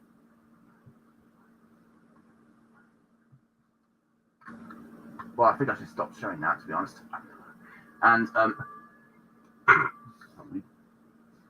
Well, I don't know who could do Madagascar Escape to Africa on home media if it did have ICFC on its description. About me. It's hard to keep burping. And yeah.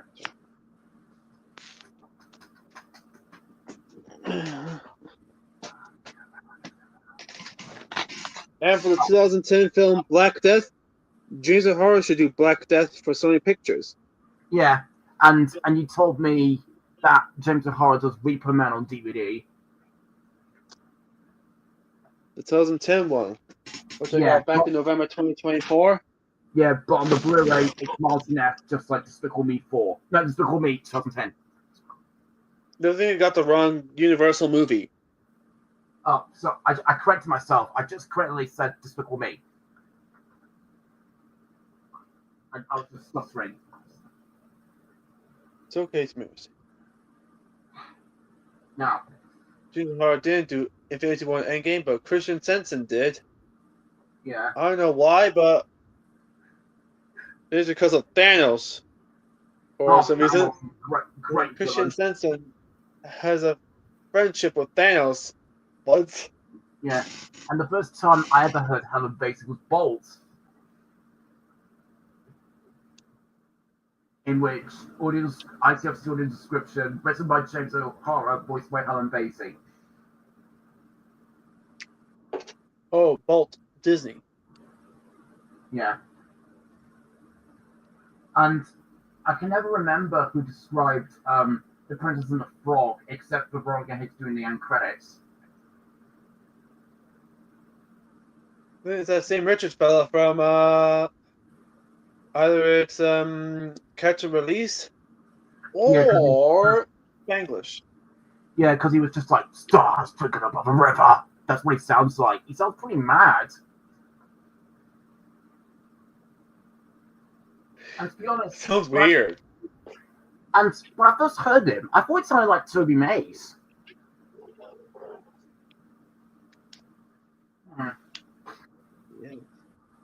Yeah, because he was just like, stars twinkle above a river, sneaking through in a deep valley that winds its way past a fairy tale castle with weeping like torrents. Fireworks explode above it. That's what he sounds like. Yeah. Probably he sounds pretty mad. I think.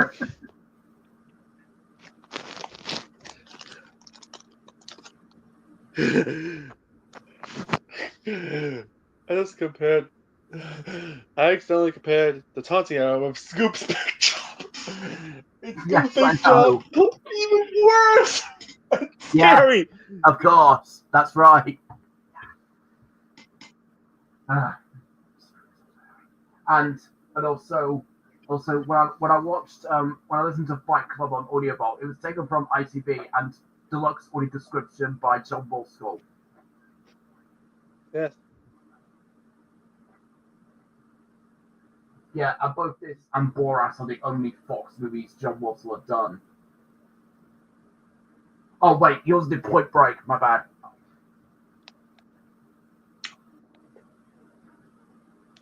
Well, yeah, but that's what he used to do when it was on ITV. I didn't get the Twitch Fox copy or the Pathé copy. Point Well, Break 1991. I don't know what I would choose between the Pathé one or the Twitch Fox one. Well, I'll probably go Two with different. I'll probably go with only one winner. I'll probably go with the 20th Century Fox copy because with the Pathé copy, there's just play, scene selection, and trailer. Yes. And there are no subtitles. And when I listened to the Blair Witch Project, audio description written by Will Longsey, voiced by Matt Feller. Oh. Which is unknown. And if the Blair Witch Project had an audio description on the home media, would Gwyneth Strong do it like Chicken Run?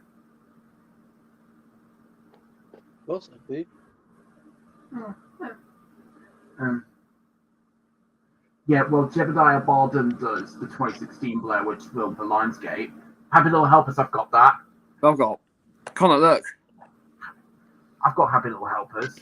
Look, I like how my one has text like this. I don't have the Thomas DVD yet, but I do plan to get it someday. I've got it exactly like you. Yes.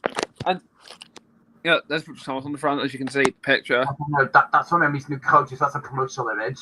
And I used that picture in one of my videos. Hold on. I know.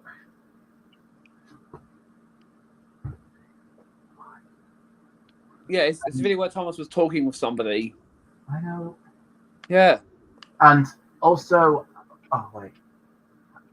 Connor, did Roland Bean ever do any TSG Entertainment films? I think he did 65 from Sony Pictures Home Entertainment. Oh, okay. I was beginning to think he didn't do one for Fox.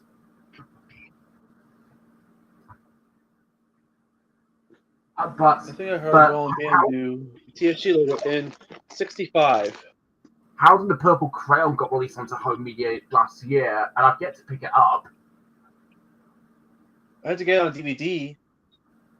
Yeah. Well, I don't know if it would be Roland Bean, Sonny Costello Branco, Andrea Brenton, or Hannah Brownlee.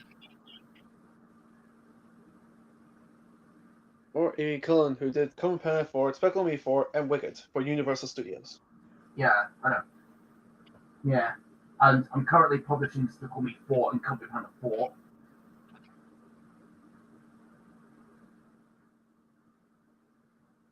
And, Oh, I have Cover Planet 4 on Blu-ray, but I don't have Speckle Me 4 yet, but I do plan to get Speckle Me 4 someday. Yeah. Yeah, and with... Maybe you can get it on Blu-ray if it comes out. Same thing with me. And with the first Despicable Me, ITFC audio description by James O'Hara, even though he didn't mention his name at the end. It's only on the UK DVD and ITV airings. Yes, even though his audio describing was copied and pasted. Yes. Like, copy from Speckle Me UK DVD, paste it, and boom. They did it. Even though except it was at different places in the film. And James O'Hara also did Harry Potter and the Chamber of Secrets on ITV. Yes. And The Queen for ITV, but Philip Banks does it on DVD. Yeah, and Di Langford did all of them on home media. And also with DuckTales Part 2, ICFC audio description written by James O'Hara, voiced by Di Langford. Yeah. And also, but guess what? Helen Basie does Fantastic Beasts and Where to Find Them. Also, Matthew guess Vickers what? does Grindelwald and Secrets of Dumbledore. Yeah, but guess what? When I watched The Prisoner of Azkaban on ITV, even though Di Langford's description was kept, I heard Helen Basie say audio description by Deluxe at the very end.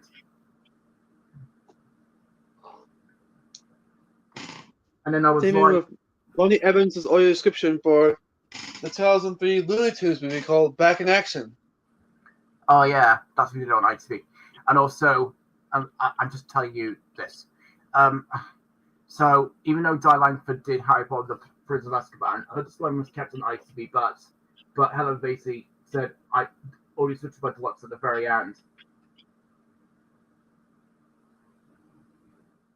And then I was like, it's too late to do it, Helen Basie.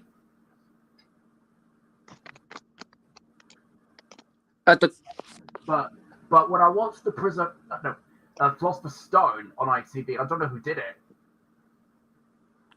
Connor.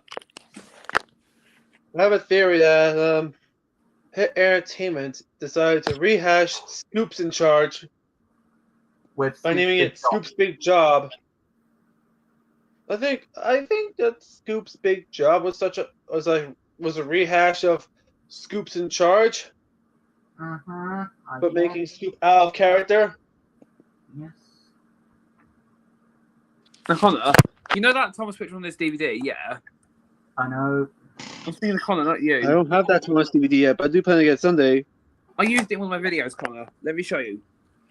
And when I watched Jaws on ITV, it was Toby Mace who did the audio description. Yes. Yeah. Yeah. Imagine if all 17 movies I watched in 2024. Yeah. Imagine if this is what Alexander said in Mater's Tall Tales. So, Walt Disney Pictures, Pixar Animation Studios, and Cartoon, Mater's Tall Tales, are taking the emotions out of this shed. If I'm not crying. And Mater the Greater.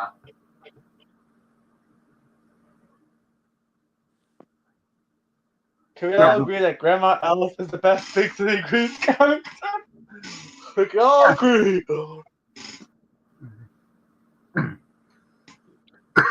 Yeah, but you see, I only saw 3 2020 Fox movies in cinemas with Roland Bean, and they are Adventures Road Trip, Trolls, and Boss Baby. Plastered by Deluxe's American audio description. Yes, I know. Those Fox wanted more money. Katie Tang, Lucian Dodge, and Laura Post or Boss Baby? Laura Post, yes. I just got her name. And also, I wonder what Roland Bean would say in Dive with the Kid Along Call with like, oh no devices on this trip. What do you mean? This is an unplugged road trip. No phones, no iPad, no internet, just family time. The only connection that we're doing is all of us. Everyone, hand over your devices. You tricked us! This is totally not cool. That's literally everyone's reaction. Susan Hemphley at her worst and being mean-spirited as always. Yeah, because you see, I think what Greg was like, you tricked us, and then Roderick being like, this is totally not cool. I guess this is how everyone is like. But I think this is what Roland Bean would say if he did it. So, Susan holds over an open bag, and she gazes at them with a thin smile until the boys put the phones in the bag. Even young Manny hands over his device. Imagine that big dinosaur's foot dinosaur going like that's a Carl's electrical wire, something like when his house is taken up. I think it's gonna be weird. Yeah, because you see when Susan began to not allow technology on the trip, that's actually when my ranting began.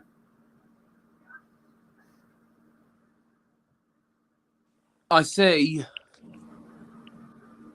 Well, I mean, the movie started good until... Heffley, it's even worse than I thought! She's even worse than the franchise! And most of the franchise! Yeah. Yeah, but until an hour into the film, when she was like, you really fixed the GPS to come to this gaming convention? And Greg was like, you embarrassed me, Mom. If only you don't care about the things I love either. I wouldn't have come to this place if you didn't allow technology on the trip. Oh. Those are the most mean-spirited. And then Susan was just like, you know what, I give up. You can play with your phone now. And then I was like, oh, now she's allowing technology. She apologized and redeemed herself for some reason. Yeah, because Greg actually blamed her for that. After when someone was like, hey, I was about to beat the red card. Who are you? And then Greg was like, until Susan was just like, Greg, you are grounded for life. And I swear, never you play another video game as long as there's breath in my body. And then I imagine this is what Roller Bean can say here. Susan is stopped by a security officer. She stares at her, and the officer backs off. This is what you get for being a bad mother, Susan. This is what you get for being a horrible person to your kids. Yeah, really, Craig. I wouldn't have gone like this. This is what Roller Bean should have said to her. Entire Dive Hound's business, but I guess not. And then Greg actually Dive Hound's plays on the TV, and then Susan disgustedly drags Greg off the stage.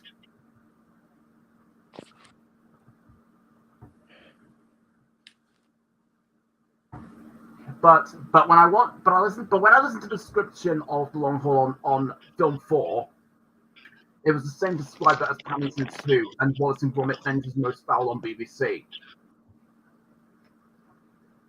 Yes. Which does save the movie for me, even though in the US it was Katie Tang, which was plastered again. But wouldn't it be better if Charlotte? I like American Expression plastering on other international releases. Or would it be American Expression plastering? And also, if Absolutely Fabulous the movie had a UK description, would it be either by Charlotte Strevens or Tacy? Or I think it's Helen Basie. Helen Basie, okay. And yeah. That's my choice. My choice. Okay. That sounds like not a bad choice. And anyways, searchlights with a cloudy sky and a blazing sunset, and illuminates a huge edifice towering over city lights in the form of the words Fox Searchlight Pictures, but she'll stop. Because it no longer says a News Corporation company. This News Corporation in the first was what, 2013? Yes, I think 2013. Yeah, I got that right. So I imagine Roland Bean, Charlotte Strevens, and Tacy saying the same thing in the Fox logo, but stop after saying the company name.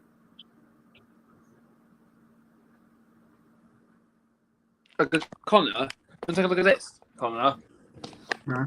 What is it? I'm talking to Connor, not you. Oh, VHS DVD movie maker? What do you want to show me?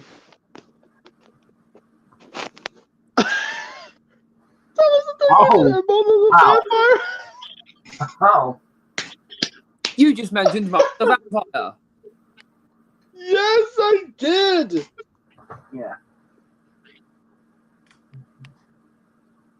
Yeah, and also, there's a moment in the long haul when Greg felt desperate for a pee, and then Frank was just like, "The next service will be 37 miles," and then Greg was like, "37 miles? That's way too far." And he desperately tries to hold on for most of the time, but then he gave up and then peed in a bottle. Disgusting. And then, but this is how I imagine Roland Bean saying it. So let me go for it. So Greg sees a sign saying 37 miles to a gas station, he desperately tries to hold on to his pee. Then, as the miles slowly passes, he gets more desperate. Then he can't sit still. I don't know. Well, I think I barely remember that scene where Roderick's vomit was Roderick's CGI vomit. Oh yeah, he vomited on Mr. Beard during the spinny ride. Yep, and the vomit was done in CGI. Oh yeah, yeah. Well, I actually kind of laughed when Roderick vomited on Mr. Beardo. But to be honest, I actually like Mr. Beardo. He's quite a good villain. Yeah. Yeah, but I think my favorite scene from the long haul is when the whole Happy Family was singing "Wannabe" by Spice Girls. They also did that in Chicken Little. Yeah. Yeah. Until they finally reached Meemaw's house. Oh. A phone call interrupted that song in Chicken Little. Oh, yeah. I think sung by Run to the Litter. Oh, and audio description, and ITFC audio description by Lonnie Evans. Which almost gonna lame it. Answer the Don't Go Breaking My Heart music number. She Yeah. didn't say anything. Yeah, she didn't talk at all in the credits. Ah, God. Yeah. Yeah, distributed by one of his... And also the Disney logo at the very end of Chicken Little was the same thing as Lilo and Stitch. Except there's no UFO beam and it fades to black. Yeah.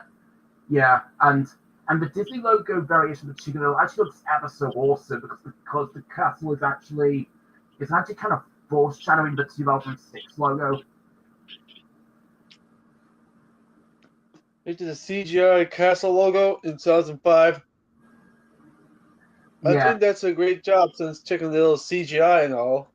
Yeah, and for the Wild, the Disney logo is actually kind of similar to the one that's that's orange on a black background. Which debuted in 2000's Dinosaur. Yeah, so there I was.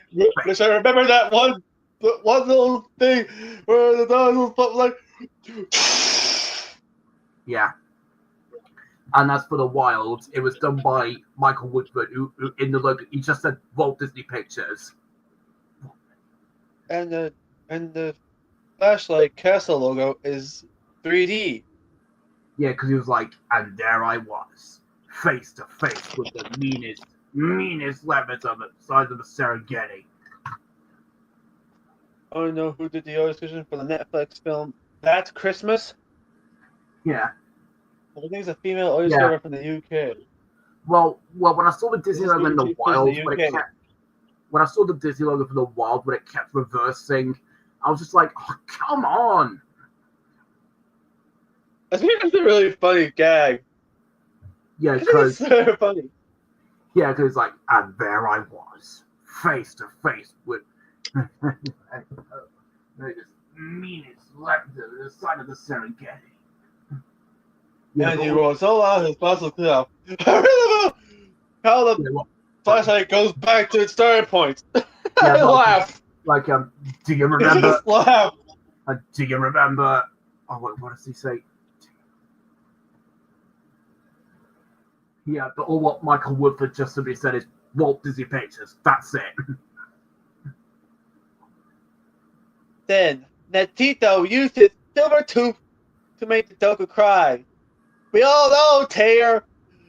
And then Neto was strong enough to fight a crocodile army. Yeah. Alright, Taylor, party's over.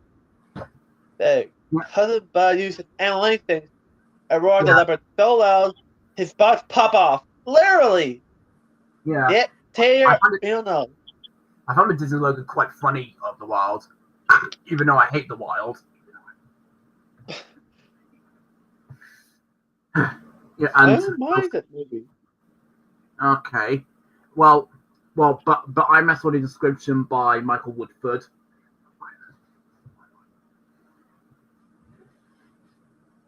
Yes. Yeah, but the Disney logo at the end is just go back to the 2D animated logo that's blue.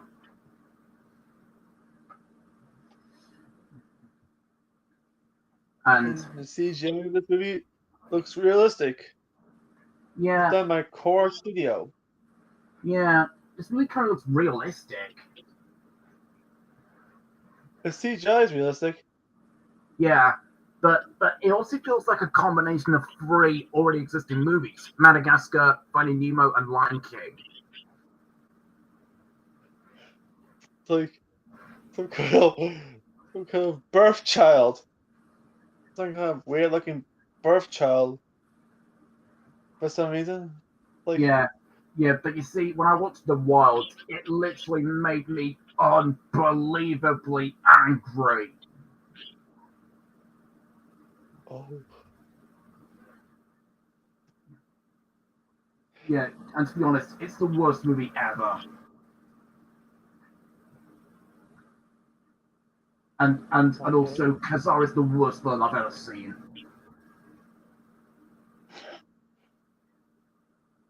But guess what? He's voiced by William Shatner. Oh. In which he got mentioned by Jack in Fight Club. He also voiced Ozzy the Possum in Over the Hedge, and General Shanker from But if you're wondering, Player. Yeah, but if you're wondering, the narrator in Fight Club is actually Jack, played by Edward Norton.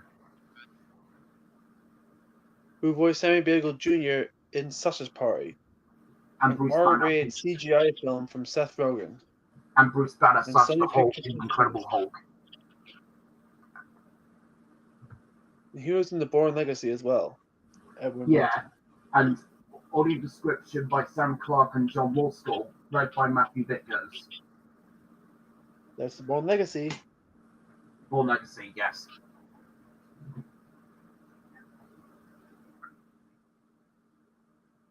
I'm just looking around again.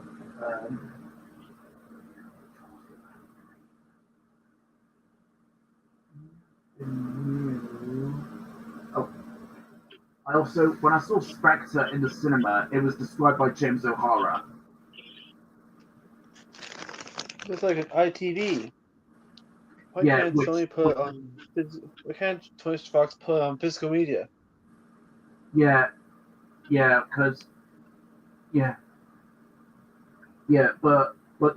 you see, James O'Hara has done Quantum of Solace, Spectre, and Skyfall on ITV. Yes.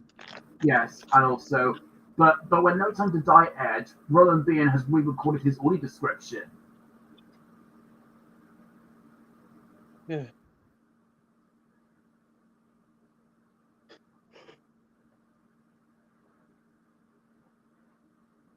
And and I do love the opening logo.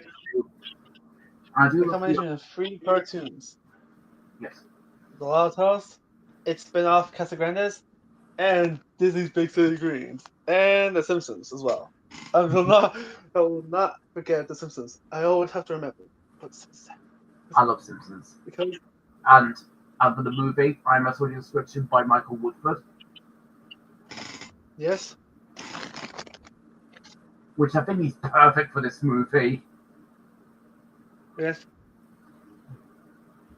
In which he also did Alvin and the Chipmunks the following year. Same year. Well, the DVD got released in 2008, though. Yes. So that's why it's the following year.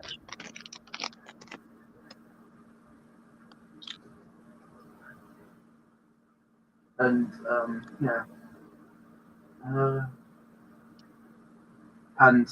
and also one of my favourite describers is doing Peter Rabbit 2 on BBC. I need to put it on. And it's over here. Away from the side of the in a mirror.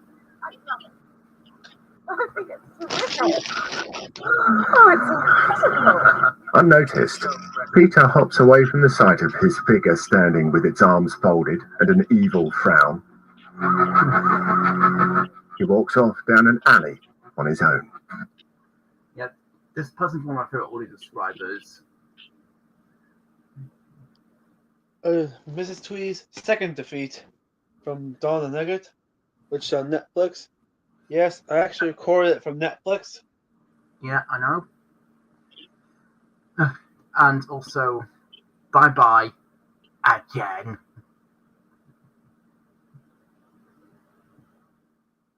And also, audio description by Deluxe, written, please.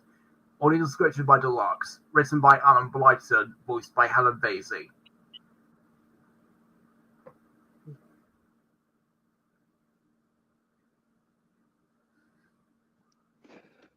Which I think is the first time I've heard Helen Basie do a Netflix film.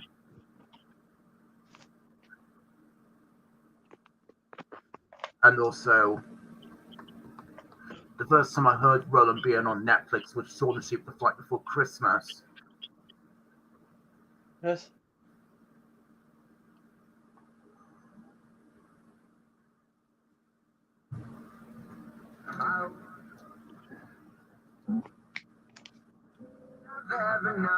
The car passing through a puddle splashes him. The man's briefcase bashes his nose. I just love this audio describer so much. The first time I heard him was on The Snowman and the Snow Dog. And the first time I heard him on BBC was The Ring. And he's not yet done a Wallace and Gromit film. Oh, yeah. Because this describer... Hang on. A grand day out. Hang on. The moon.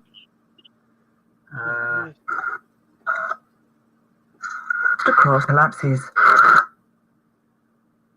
Balanced across. Because we got too much of them with this describer. Later, he's kneeling on a door, balanced across two sawhorses. One collapses, leaving him with his saw wedged against the floor. Because she did A Grand Day Out, Curse of the Rabbit, and A Matter of Life and Death. Pardon me? And we didn't get other describers to have a turn.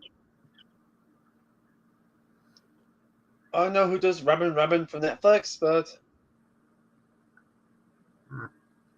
Yeah, but guess what? This same describer, as you heard just now, also did a series on Unfortunate Events and Transformers on 4.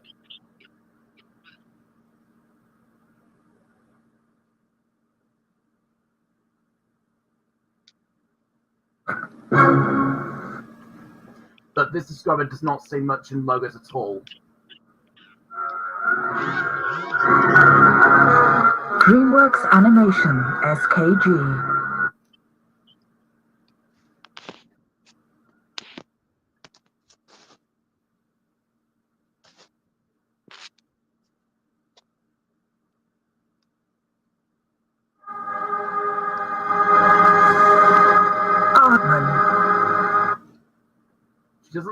She doesn't say much in the logos at all.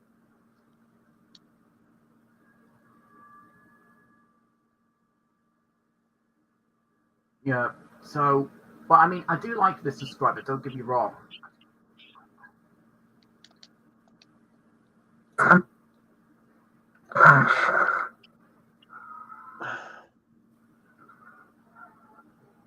Double.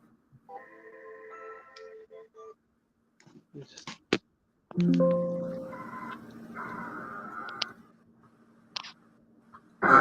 starts the engine and races off down the street. Hops up. Oh no, who does Robin from 2021? Who? Who does it? I don't know who does it, but Oh. just try an audio vault. Okay, I'll listen to it soon. Yeah, but by the way, do you like the BBC subscribers? Okay. Suddenly, two giant rabbit feet bounce on the bonnet as the creature hops away round a corner. Gromit swings the van into a sharp turn and races after it, flooring the accelerator. Catching up, he presses a button marked lasso, and a mechanical arm rises out of the bonnet, swinging a coil of rope. It loops round the creature, which then pulls the van along behind it at breakneck speed.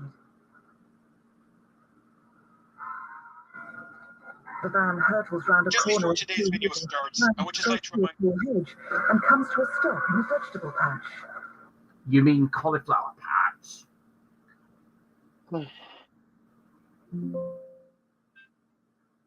It would have been better if she said cauliflower patch, like what Alex Newman did.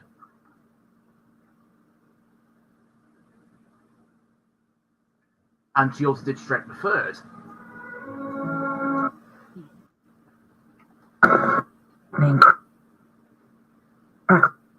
Swirl around a solitary shaft of light that is soon engulfed by the pendulous storm.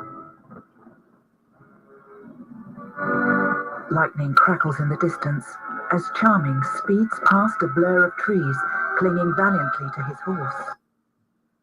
Yeah, but do you like her?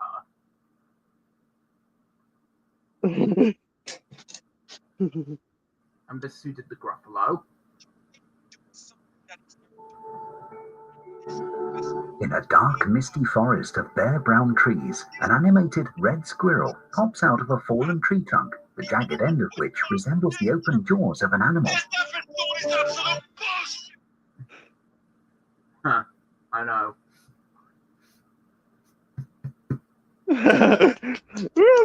Please go to the camera angles, technical difficulties. With the 1998, with the machines from the 1998 Bob reacting to Lee Fitzgerald's anger.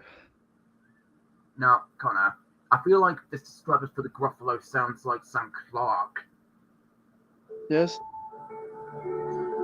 In a dark, misty forest of bare brown trees, an animated red squirrel pops out of a fallen tree trunk, the jagged end of which resembles the open jaws of an animal. He also did Spider-Man No Way Home. Yeah. Look up here now.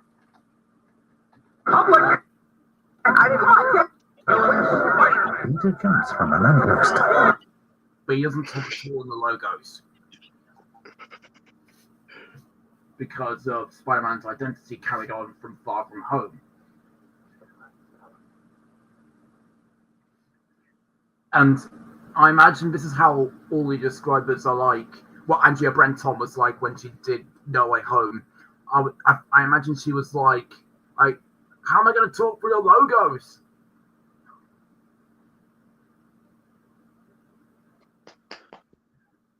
I also imagine her being like that. And then I imagine Sony was like, I'm sorry, but I'm afraid you can't describe the logos because Spider-Man's identity is carried on into here. But all what she said was over black screen and film logos. And then Sony, Columbia, Marvel Studios. And then footage of the stereo. And then a photo of Peter. What up? Beep. Spider-Man's name is Peter Parker. What the? Yeah, because we're censored by a car horn. Yeah, but in Far From Home, it literally stopped right to say.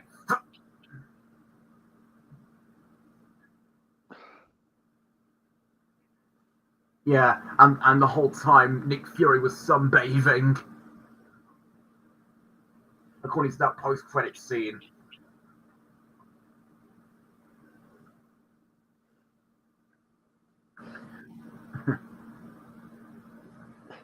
and this is who did a close shave.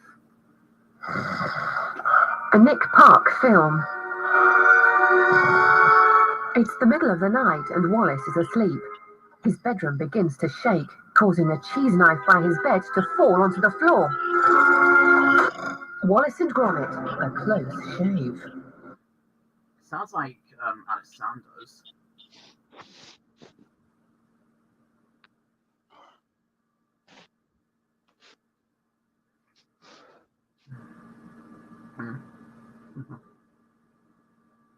No. Yeah. The taunting art was so bad, I was traumatized. Yeah. Traumatized.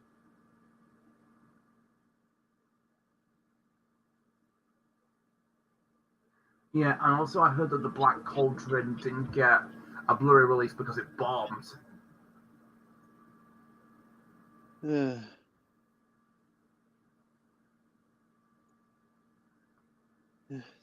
if you're wondering, I do have the Black Cauldron on home media. Only on DVD. Yes, exactly. Yes. Well, I used to have the 2009 or 10 DVD, but now I've got the original 2002 release. But I still kept the 2010 DVD. Yeah, which is known as the Ultimate Quest Edition.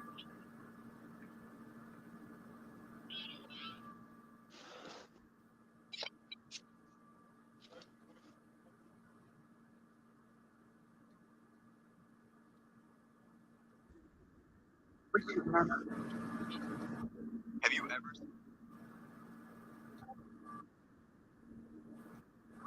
And despite Car being changed from male to female in the live-action Jungle Book, I also thought Scarlett Johansson was ever so lovely singing "Trust in Me."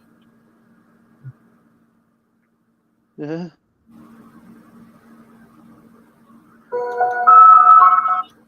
And this is who does Cars 3 on the BBC. And a purple lady weaves the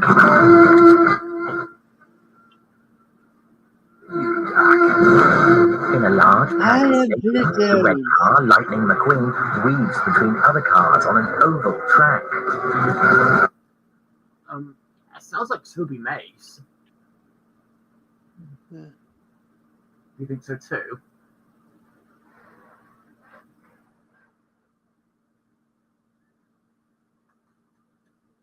A Pixar Animation Studios film titled Cars 3. Huh? Cars 3. Yeah, Cars 3. I feel like it can't be Toby Mace because it sounds different compared to this, but the person doing it sounds like Toby Mace.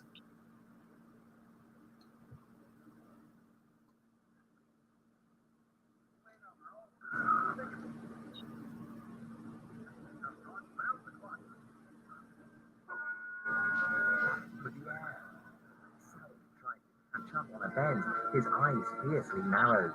His rear tire bursts and he crashes into the wall, then spins and McQueen pushes himself hard as he tries to catch up on a bend, his eyes fiercely narrowed. His rear tire bursts and he crashes into the wall, then spins and flips through the air. Damn. Yeah. Bridget? Anyway. I hope car. The spoiler bends away from the back of the car as it hits the ground and tumbles along the track.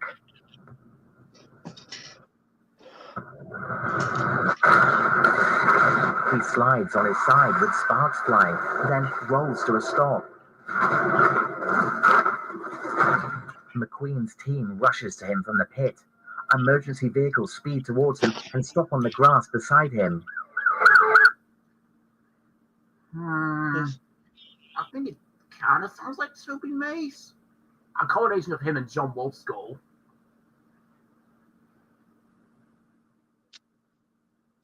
Can you also imagine John Wolfskull doing Cars 3?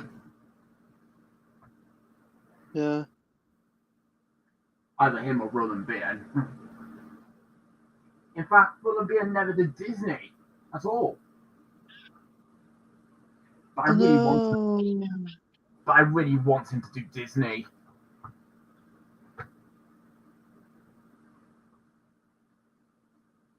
Yeah. And when I saw Sonic the Hedgehog 3, it was described by Tansy Alexander. Yes. Who also did Paw Patrol the Mighty Movie for Paramount.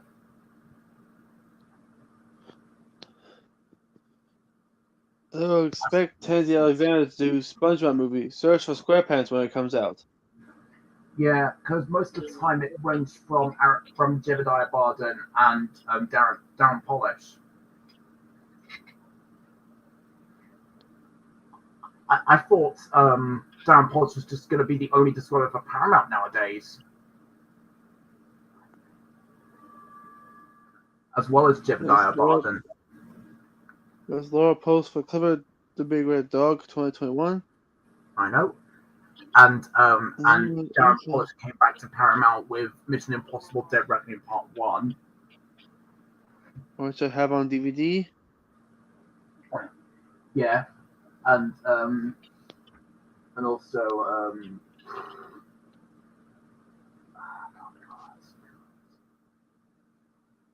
oh god. Well, the first time I heard Darren Polish do Paramount was Sonic the Hedgehog.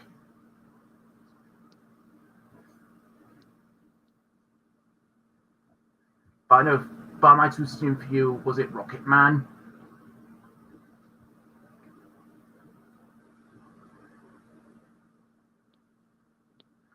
But the real first time I heard Darren Polish was Deadpool for Fox. Yes.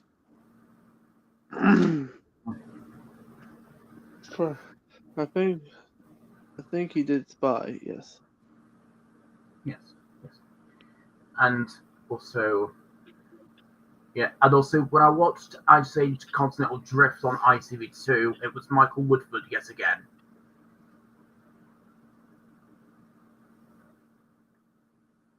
And he also did do this on ITV as well.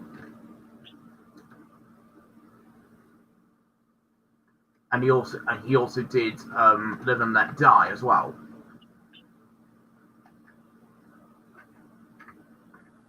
Live and Let Die, which was also heard in Shrek for. Yes. And I just thought the Frog crew were singing it. I found that heartless, to be honest. And Drews looks like you get sued by MGM for that. Well, I mean, it is a good song after all. It is a good song, but to play it in here just wasn't necessary. I just think Dreamworks should get sued by MGM for that, because I think that's when people started to literally hate the film.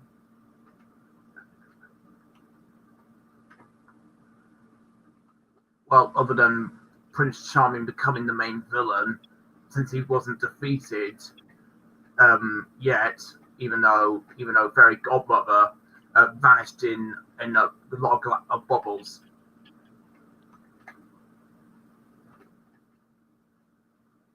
Yeah. But when I saw Fairy Godmother defeated by disappearing in a shower of bubbles, I was just like, wow, that was a quick defeat. Yeah. Yeah. And I loved Victoria Vance's defeat at the end of Paw Patrol the Mighty movie when Liberty uses her stretchy power and wraps her up. And then she was like, what can I say? I guess I am a mad scientist. And then I was like, yep, you sure are. But you're wicked.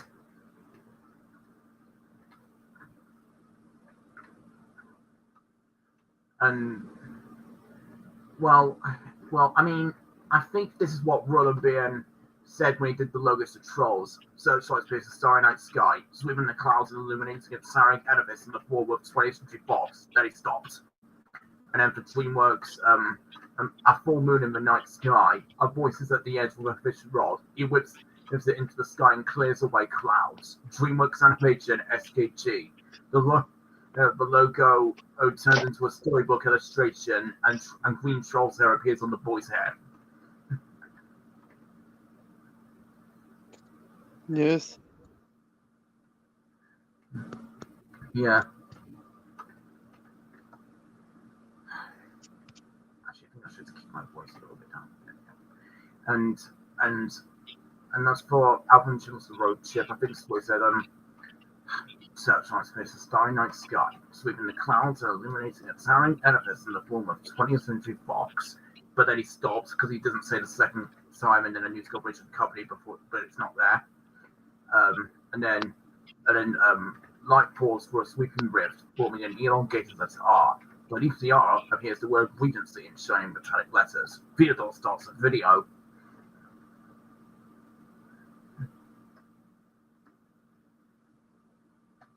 Are we rolling? Okay, we're rolling. Yeah. And this is why I imagine him saying at the end of the film, totally forgot about this. One squirrel eats the coffee table, then another leaps onto a painting and rips it. Dave drops his bag. and then, oh, Ben! And then, unit production manager. Yeah, and most of the time with Fox, he finishes a bit too early. Yeah. Because he doesn't, he at first reads the cast members and then goes straight to the copyright date. And doesn't read the songs.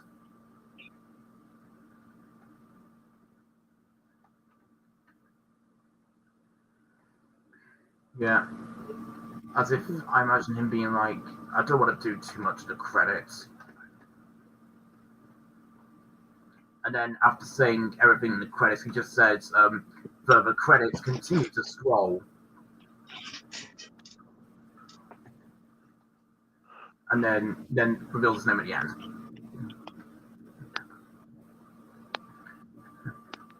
And with Isle of Dogs, most of the text is in Japanese. It's a Japanese animated film by Wes Anderson. Yeah, but with English translation with every Japanese text. So I imagine this is how Roland Bean does the Isle of Dogs. Searchlight sweep a cloudy night sky, sweeping the clouds and illuminating a towering edifice in the form of Fox searchlight pictures. Then stops. Then a flock of paint skis flies out from the end of a sweeping brush stroke of red. Indian paintbrush. And then Japanese text appears on screen, and in English translation, the boy. Wait a minute. Let me check the opening scene. Just look at me. Yes.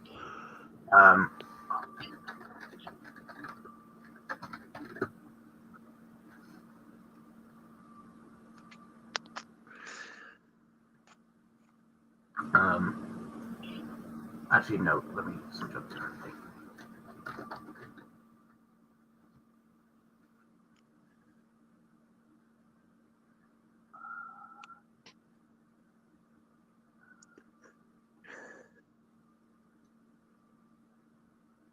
So watch me.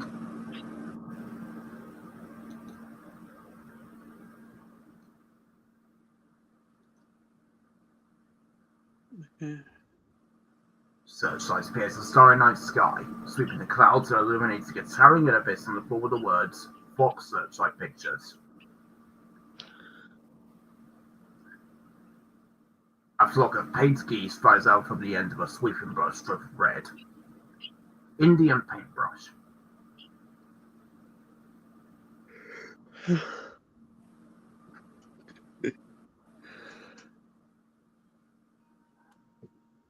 English text appears over Japanese symbols. Prologue in circle brackets. English text appears over Japanese symbols. The boy summary and the headless ancestor. How's that?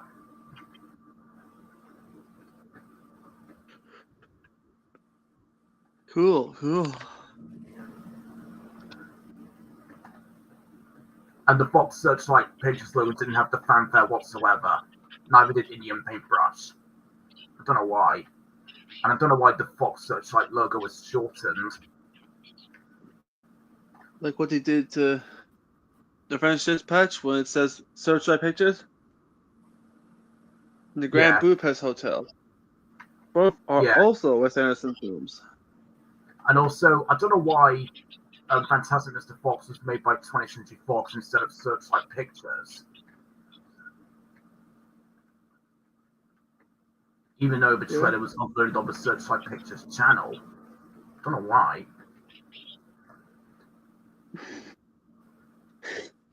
Yes.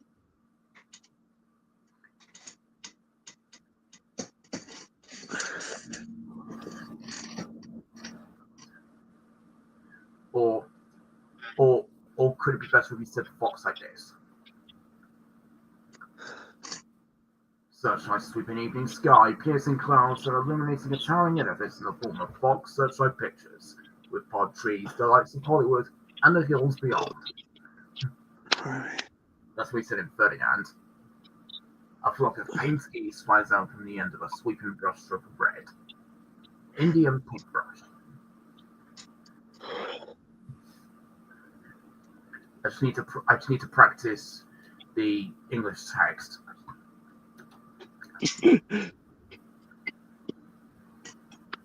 English text is the Japanese symbols. Prologue. More text. Our title announces the boy's summary and the headless ancestor.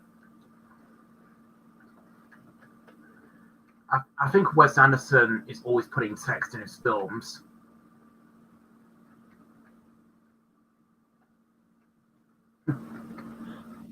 Yeah, but how do you like my describing for like this English text appears over German symbols? No, sorry. English text appears over Japanese symbols. Prologue.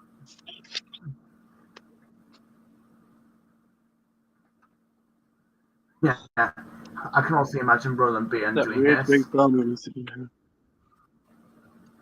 Yeah. A title announces the boy's summary and the headless ancestor, also in Japanese. And then Junior was the only little sibling who puts Bob Ninja. And also, yeah, since Luna, Luann, and then Junior almost got Bob in danger. Lola and Lisa almost got Bob in danger too. Oh my god! This is not what Bob Miller is. No. Bring in Alex Kurtzman and Robert Oki, the guys who created Transformers Prime. Yeah. And wrote Dark Universes Part 1 of and created Dark Universes Part 1 of Zero. And write a Loud House Bob the Builder crossover where half of the siblings accidentally put Bob in danger! Oh no, Bob! Anyways, it'll probably be the same describing again. Searchlight pictures a starry night clouds.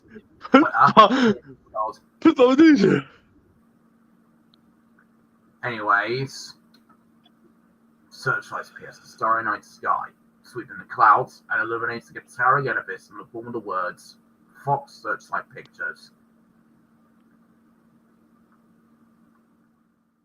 A flock of paint geese flies out from the end of a sweeping brushstroke of red. Indian paintbrush.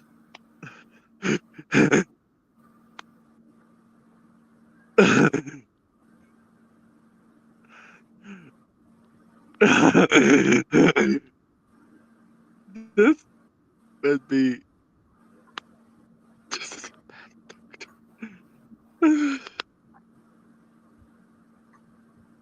they put Bob in danger. You like that one episode called Scoops?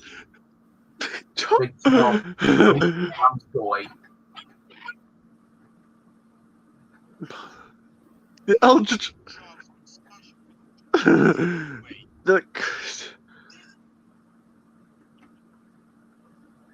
And also, I can't believe it for Wreck-It Ralph. ICF's audio description written by James O'Hara, Sam Clark, and John Wolfskull, read by Alice Sanders.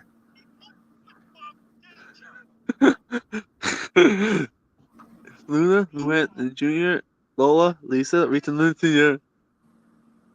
Accidentally. This episode, on the other hand, betrays Scoop so badly to the point he almost puts Bob in danger. This episode is absolute bull.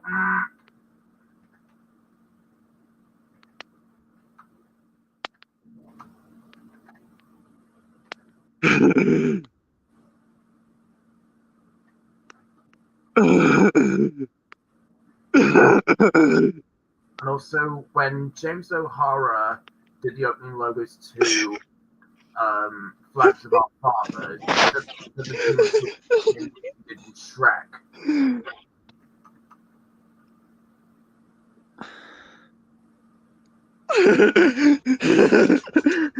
I really loved this part. This episode, on the other hand, betrays Scoop so badly to the point he almost puts Bob in danger. This part makes me laugh. You have to like this episode, on the other hand, betrays Scoop so badly to the point he almost puts Bob in danger.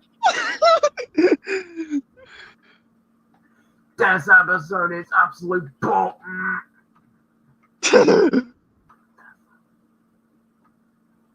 Yeah, but he didn't put in anger warning in seconds.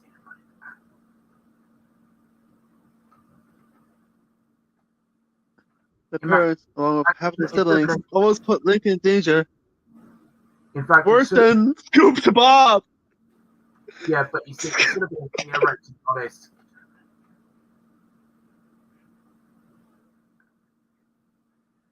Anyways, enough of that episode for now. Let's just. Well, I think Mike DeBonus did Isle of Dogs on home media. Yes. Or to just do it. Yeah, but for your UK description, is your prediction Brother Bean?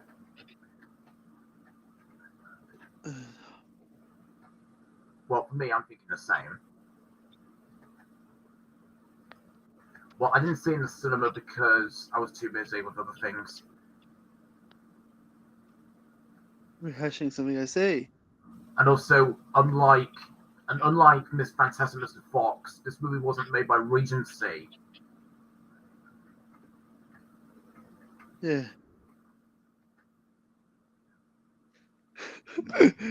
That makes me want.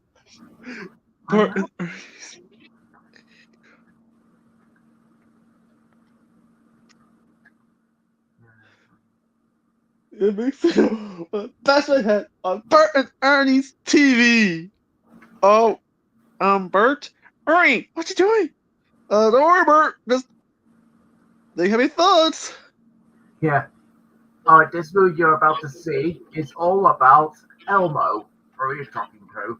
The audience, Bert, they're right here. Wow. Look at all these people. Hey, nice cardigan. Now in this movie, Elmo's going to ask for your help. He wants us to learn to do song and play along.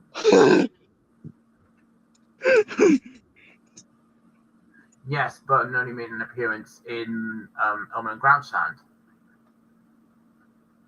Yeah. Who always interrupt the film. Do you think the Adventures of Elmo and Grouchland should air on ITV at some point? Or 4? Hopefully. Or 4? Hopefully. Hopefully. Because so far it's been on Tiny Pop a couple of times.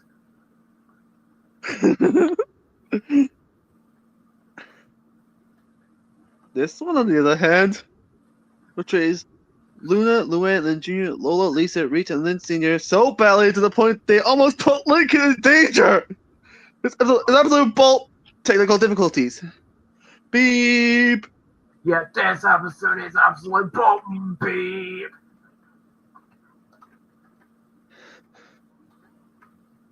You want to see the rehashed horrors of that episode to taunt me out. That scared the crap out of me. I'm gonna have nightmares, be traumatized, or get scarred for 7 to 23 years. That's a professional Connor opinion. Oh yeah, Scarlet. Oh, but look at this.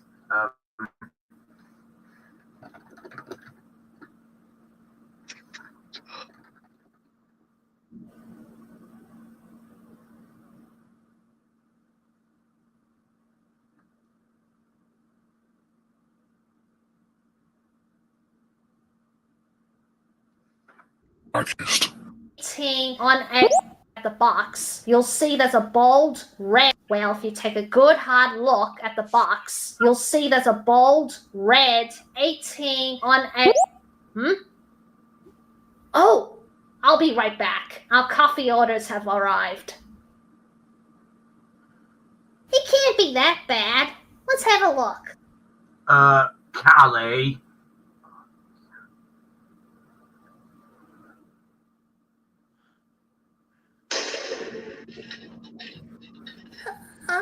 Look. It's the PS4 post. Bad news. The cappuccino was out of stock, so I hope you mind the. Callie? Oh no, what happened? Yeah, well, when I saw Smile 2, audio description, this film has been described by Deluxe with funding from Paramount, voiced by Jebediah Barden. Yeah. I think Jebediah Barden's coming back to Paramount. Yes. Since he did Borderlands for Lionsgate and Deadpool Wolverine for Marvel Studios, which I got for Christmas. Yeah, I still love Deadpool and Wolverine, but he explains things in the Marvel logo a bit faster than normal. Yeah, like I've seen it play behind the cutout, Marvel Studios, and then Deadpool is heard singing a tune.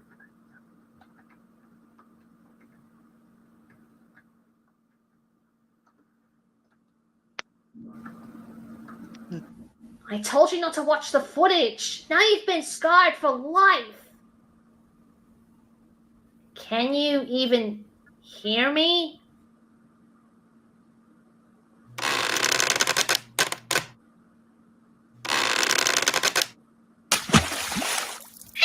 Rule of combination. Is that a brain? Is that her brain? Oh my! Oh my god! Okay.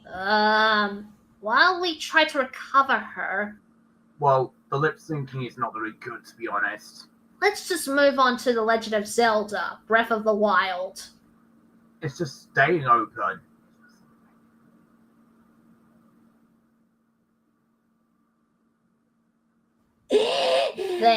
And guess what? Oh, I mean, I'm And over here, that's literally me when I was on my way out from seeing Smile 2.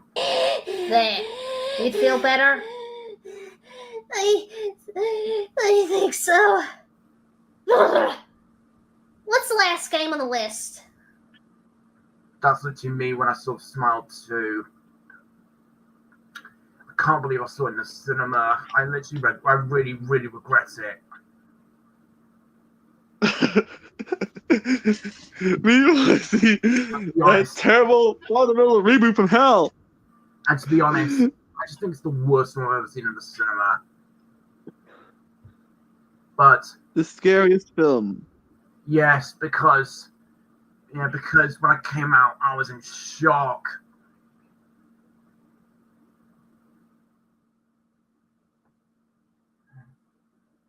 I just couldn't resist screaming at the top of my lungs.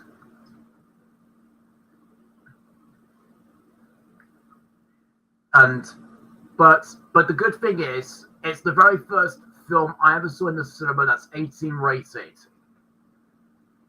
Oh, congratulations. Yeah, that's my very first 18 film I saw in cinema. Yeah. And my first 15 rated film in cinemas was The Unbearable Weight of Massive Talent. Yeah. And my first 12 rated movie was Spectre. Yes.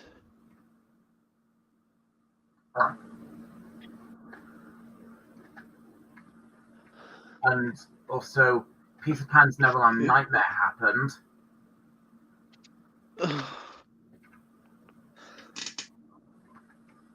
Hopefully, Altitude can release it on home media. I just feel like these horror movies that are based on my childhood are going to be released by Altitude on home media. The Twisted Childhood universe will be released by Altitude, hopefully. Yeah, since Altitude distributed the Blood and Honey 1 and 2. Exactly. Well, yeah, but you see, I actually like the first Blood and Honey. I haven't seen it yet, but I might get to it. Well, if this movie did have audio description, maybe Roland Bean can do it.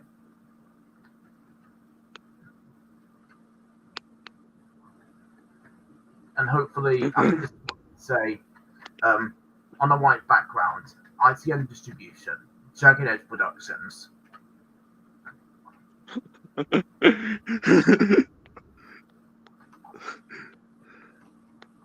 Imagine if Lincoln became selfish and Scoop almost caused Bob to have a severe accident. And for Knuckles, me. No me, no me, no me, no me, no me. That's Knuckles. That's Knuckles, where he sees that horrible nightmare episode, the Tanya from the Loud. Damn, this is scary, scary, scary, scary, scary, scary, scary, scary, scary, scary. And with me saying, no meme. That's why I would also give to Smile too. But I am going to collect it on home media anyway, just to go with the first Smile. I know. This comment was inspired by that Scoop's named Joe. This episode, on the other hand, portrays Scoop so badly to the point he almost puts Bob in danger. I know. You always say that. This is the funniest movie yet. Yeah. And also, would you like to chat with me on my Discord server in my audio description channel? Yes. I'll just try to get my Discord server revived. I'll try my best to revive my Discord server. Okay.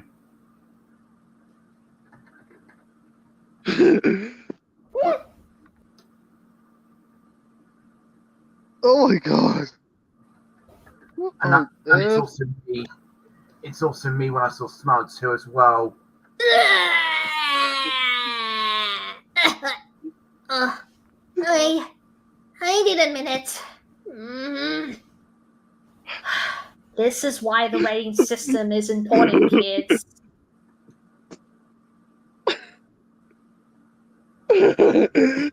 Now, I feel like if I'm about to experience horror movies in cinemas, if I get scared by a certain scene, I'll probably say to my parents, give me a minute, and then walk out the screen.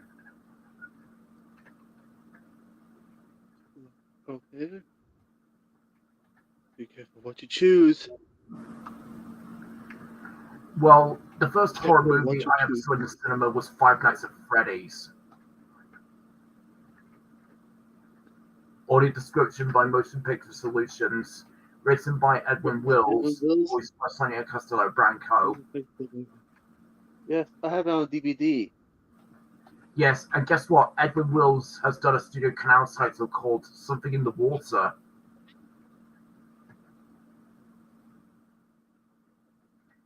Well, I saw Paddington in Peru in cinemas, and I mean, the person who did the audio description is Matt, but I didn't pay attention to his surname.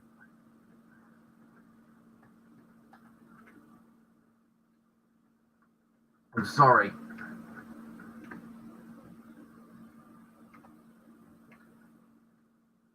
But I definitely know his name is Matt. but I just didn't pay attention to his surname.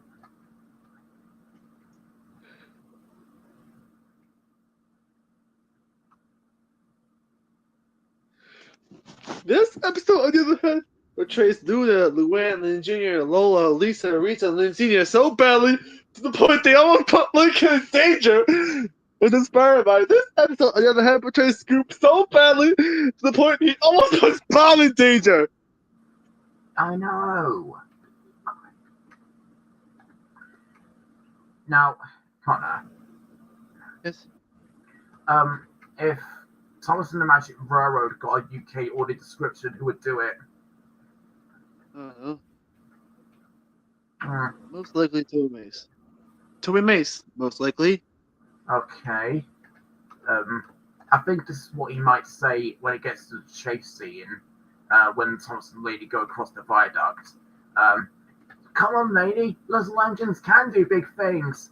Like, Lady starts to cross the viaduct. It starts to crumble. Thomas follows her, and parts of the bridge soon begin to slowly collapse. Thomas follows Lady, and just makes it to the other side of the bridge before both ends collapse. And then, well done, Thomas. Well done. Diesel 10 tries to stop, but off the viaduct, but manages to grab onto the track with his claw, or should he say pinchy?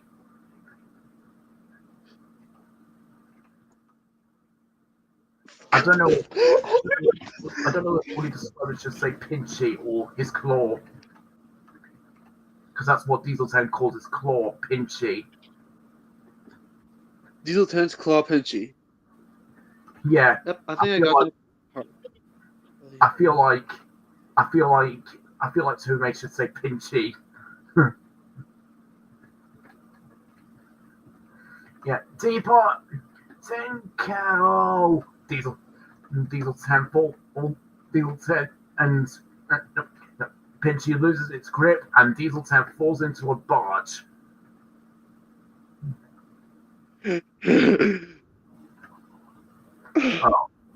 Oh well, first time here for a cruise. Diesel 10 floats away to the barge. I remember. This episode, on the other hand, portrays Scoop so badly to the point this episode is absolute bull. I know. This episode, the taunting arrow, on the other hand, portrays Luna, Luann, Lynn Jr., Lola, Lisa, Rita, and Lynn Sr. so badly to the point they almost put Lincoln in danger. This episode, absolute ball beep. Technical difficulties. I know, you said this to me over 100 times already.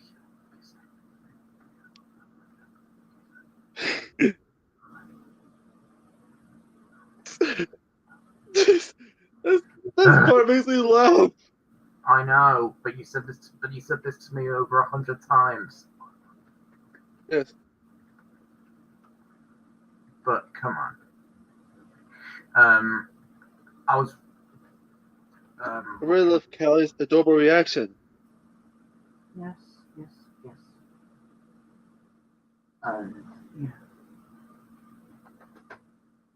And also, I'm trying to think of something to say. I think Alan Blyton is perfect for the Family Guy episode, I Dream of Jesus. Yeah. Like Peter appears to have a fit and pass out. He leaps to his feet and starts dancing again. Stewie puts a gun in his mouth.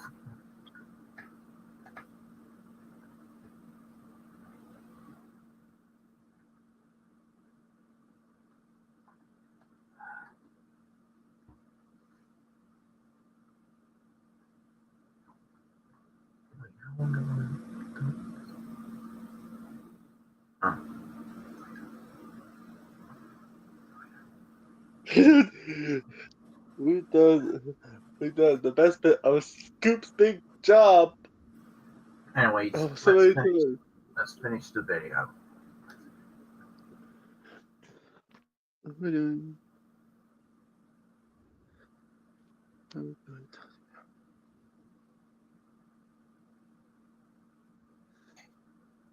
Okay.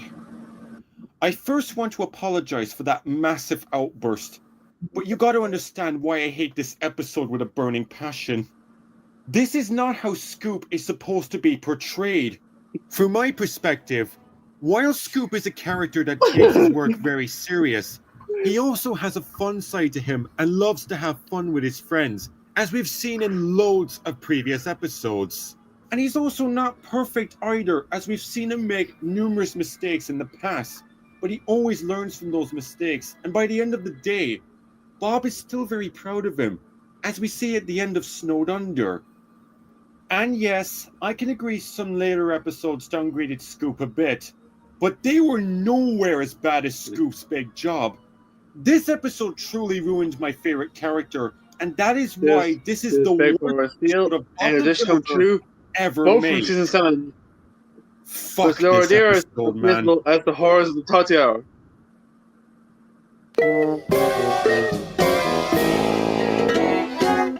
Ready for the horrors of the Tati Hour?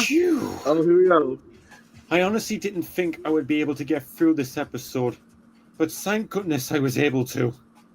Scoop's big job was an absolute disaster of an episode. Called Bob a lifer. Pointless characters That were would be a added, the disaster. Three Strikes formula is at its worst, and Scoop was done so You're dirty gonna with have this negative nightmares portrayal, thinking about and it would only continue to calling get Bob. worse. Oh no! Not the reboot. Poor Scoop. Not that deserves terrible so reboot much hell. better. So I it's no said not that surprise terrible you all- reboot from hell. I called it the terrible reboot from hell. Anyways, go. Hold on, I'm going to give Scoop's big job a 0 out of 10. Literally nothing Just about like this the Tati Hour. episode was good. Nothing at all. But with that said, that brings us to the end of my review of Scoop's big job, which was more of a rant if I'm being I honest. just compared But I really hope the you guys Tati Hour enjoyed with this Scoop's review. big job. Not the biggest comeback, but I hey, like Tati Hour. something, Scoop's isn't big it? job didn't scare me. Feel free to comment your thoughts down below on what you think of Is this our character episode. doesn't mean that Agree with episode scared every me. point I made about it. I The certainly Tati Hour would was so near this scary. episode I would again, not that's want for to look sure. at it In again. fact, I might have nightmares. In fact, Meme! No meme! No meme! No meme! No meme! No meme! You can see that in the last episode, the Tati Hour. They should.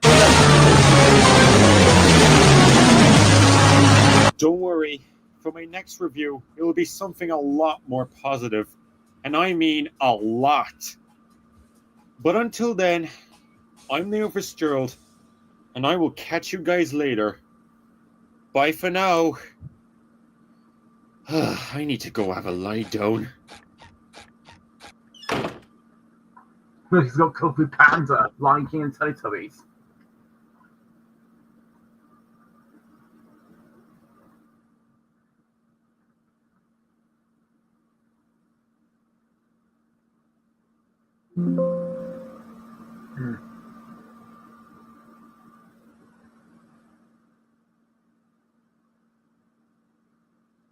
So yeah, that's his rant.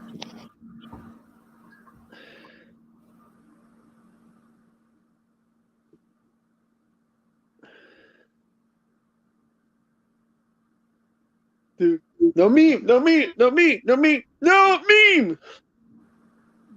This Yeah. is the. Hey, This is what and then Knuckles think of the last episode of the Tati Hour. This is what and then I Knuckles was thinks of like- the Tati Hour. And then I was like, thank you, Knuckles.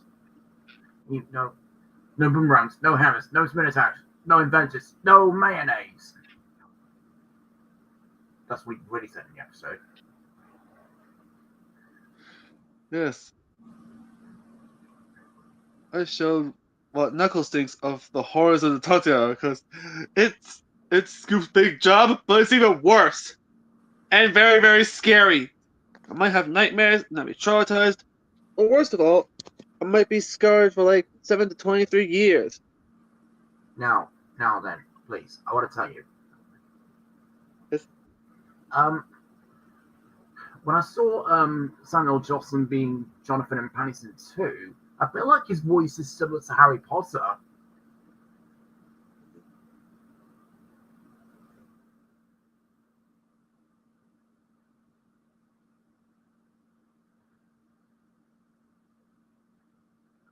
Although I think Madeline Harris is the same. Excuse me? Yes.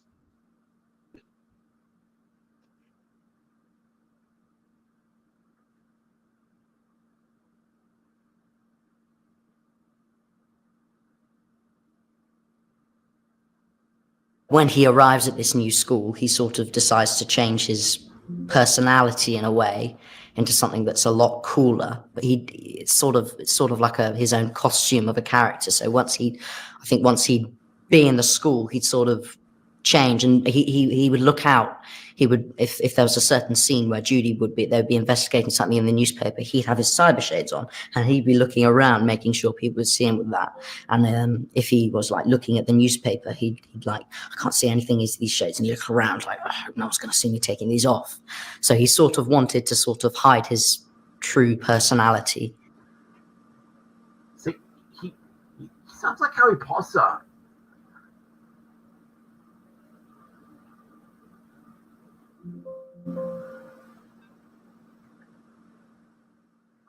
Although with Madeline Harris, she sounds the same.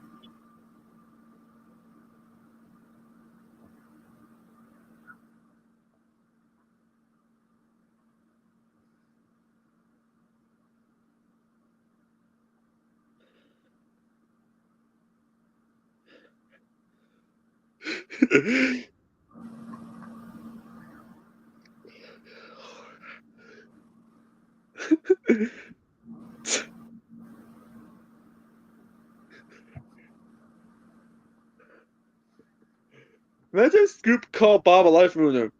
That would be a nightmare. Ooh. And this is an ITV continuity to American Gangster I remember seeing. Well, what a brilliant movie we've got for you now to wrap up your Saturday night with us here on ITV. Denzel Washington and Russell Crowe star in American Gangster, which contains very strong language and graphic violence from the outset, strong drug use and nudity.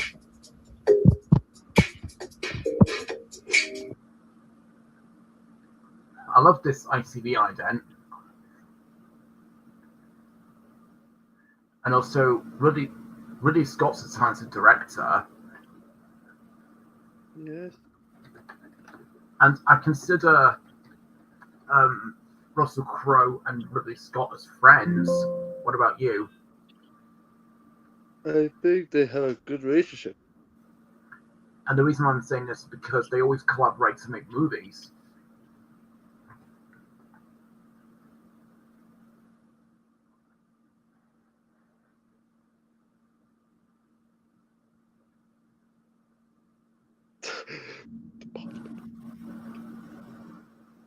And guess what? James O'Hara does this movie on ITV. Sunlight starts to illuminate the darkened earth. A multitude of shafts of bright light shoot out from the surface of the globe and pulsate as it spins in space. In white lettering, the name Universal encircles the center of the spinning globe, fringed with flickering white light. www.universalstudios.com. Since Terrence Smith Party does Hell's Forever for Taunting Hour and Hell's Forever for Disney, well, I do Hell's Forever for Scoop's Big Job. I know. A drop of water falls into a pool, creating ripples, which spread out across the surface. Light on the ripples forms letters. Imagine entertainment. No, see, Lauren Clyde should be in that episode. Takes big strides before breaking into a run.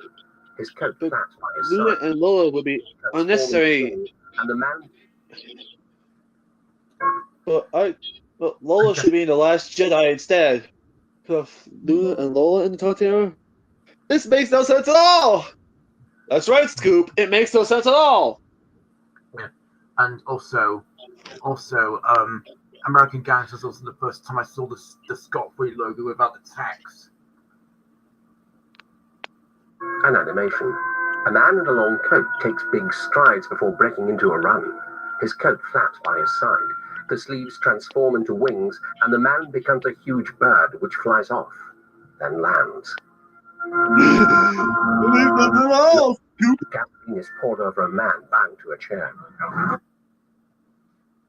Yeah, but do you like James O'Hara doing American Gangster? Yes. One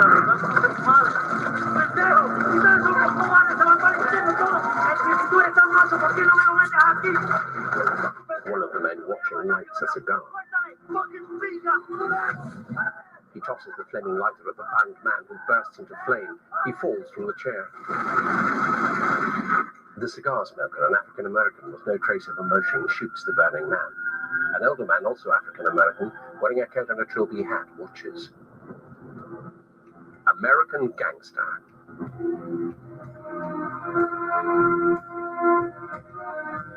Based on a true story. Bumpy Johnson, the elder man, stands on the back of a truck parked on a street in Harlem. And this is the post-credit scene too. A figure in...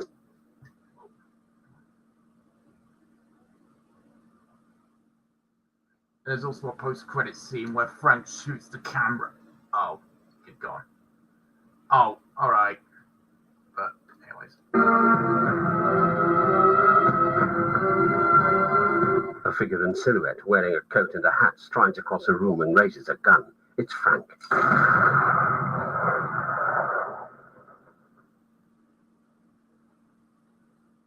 Well, but I think I have to go now because it's my bedtime, I just realised. So yeah, thanks for watching and goodbye.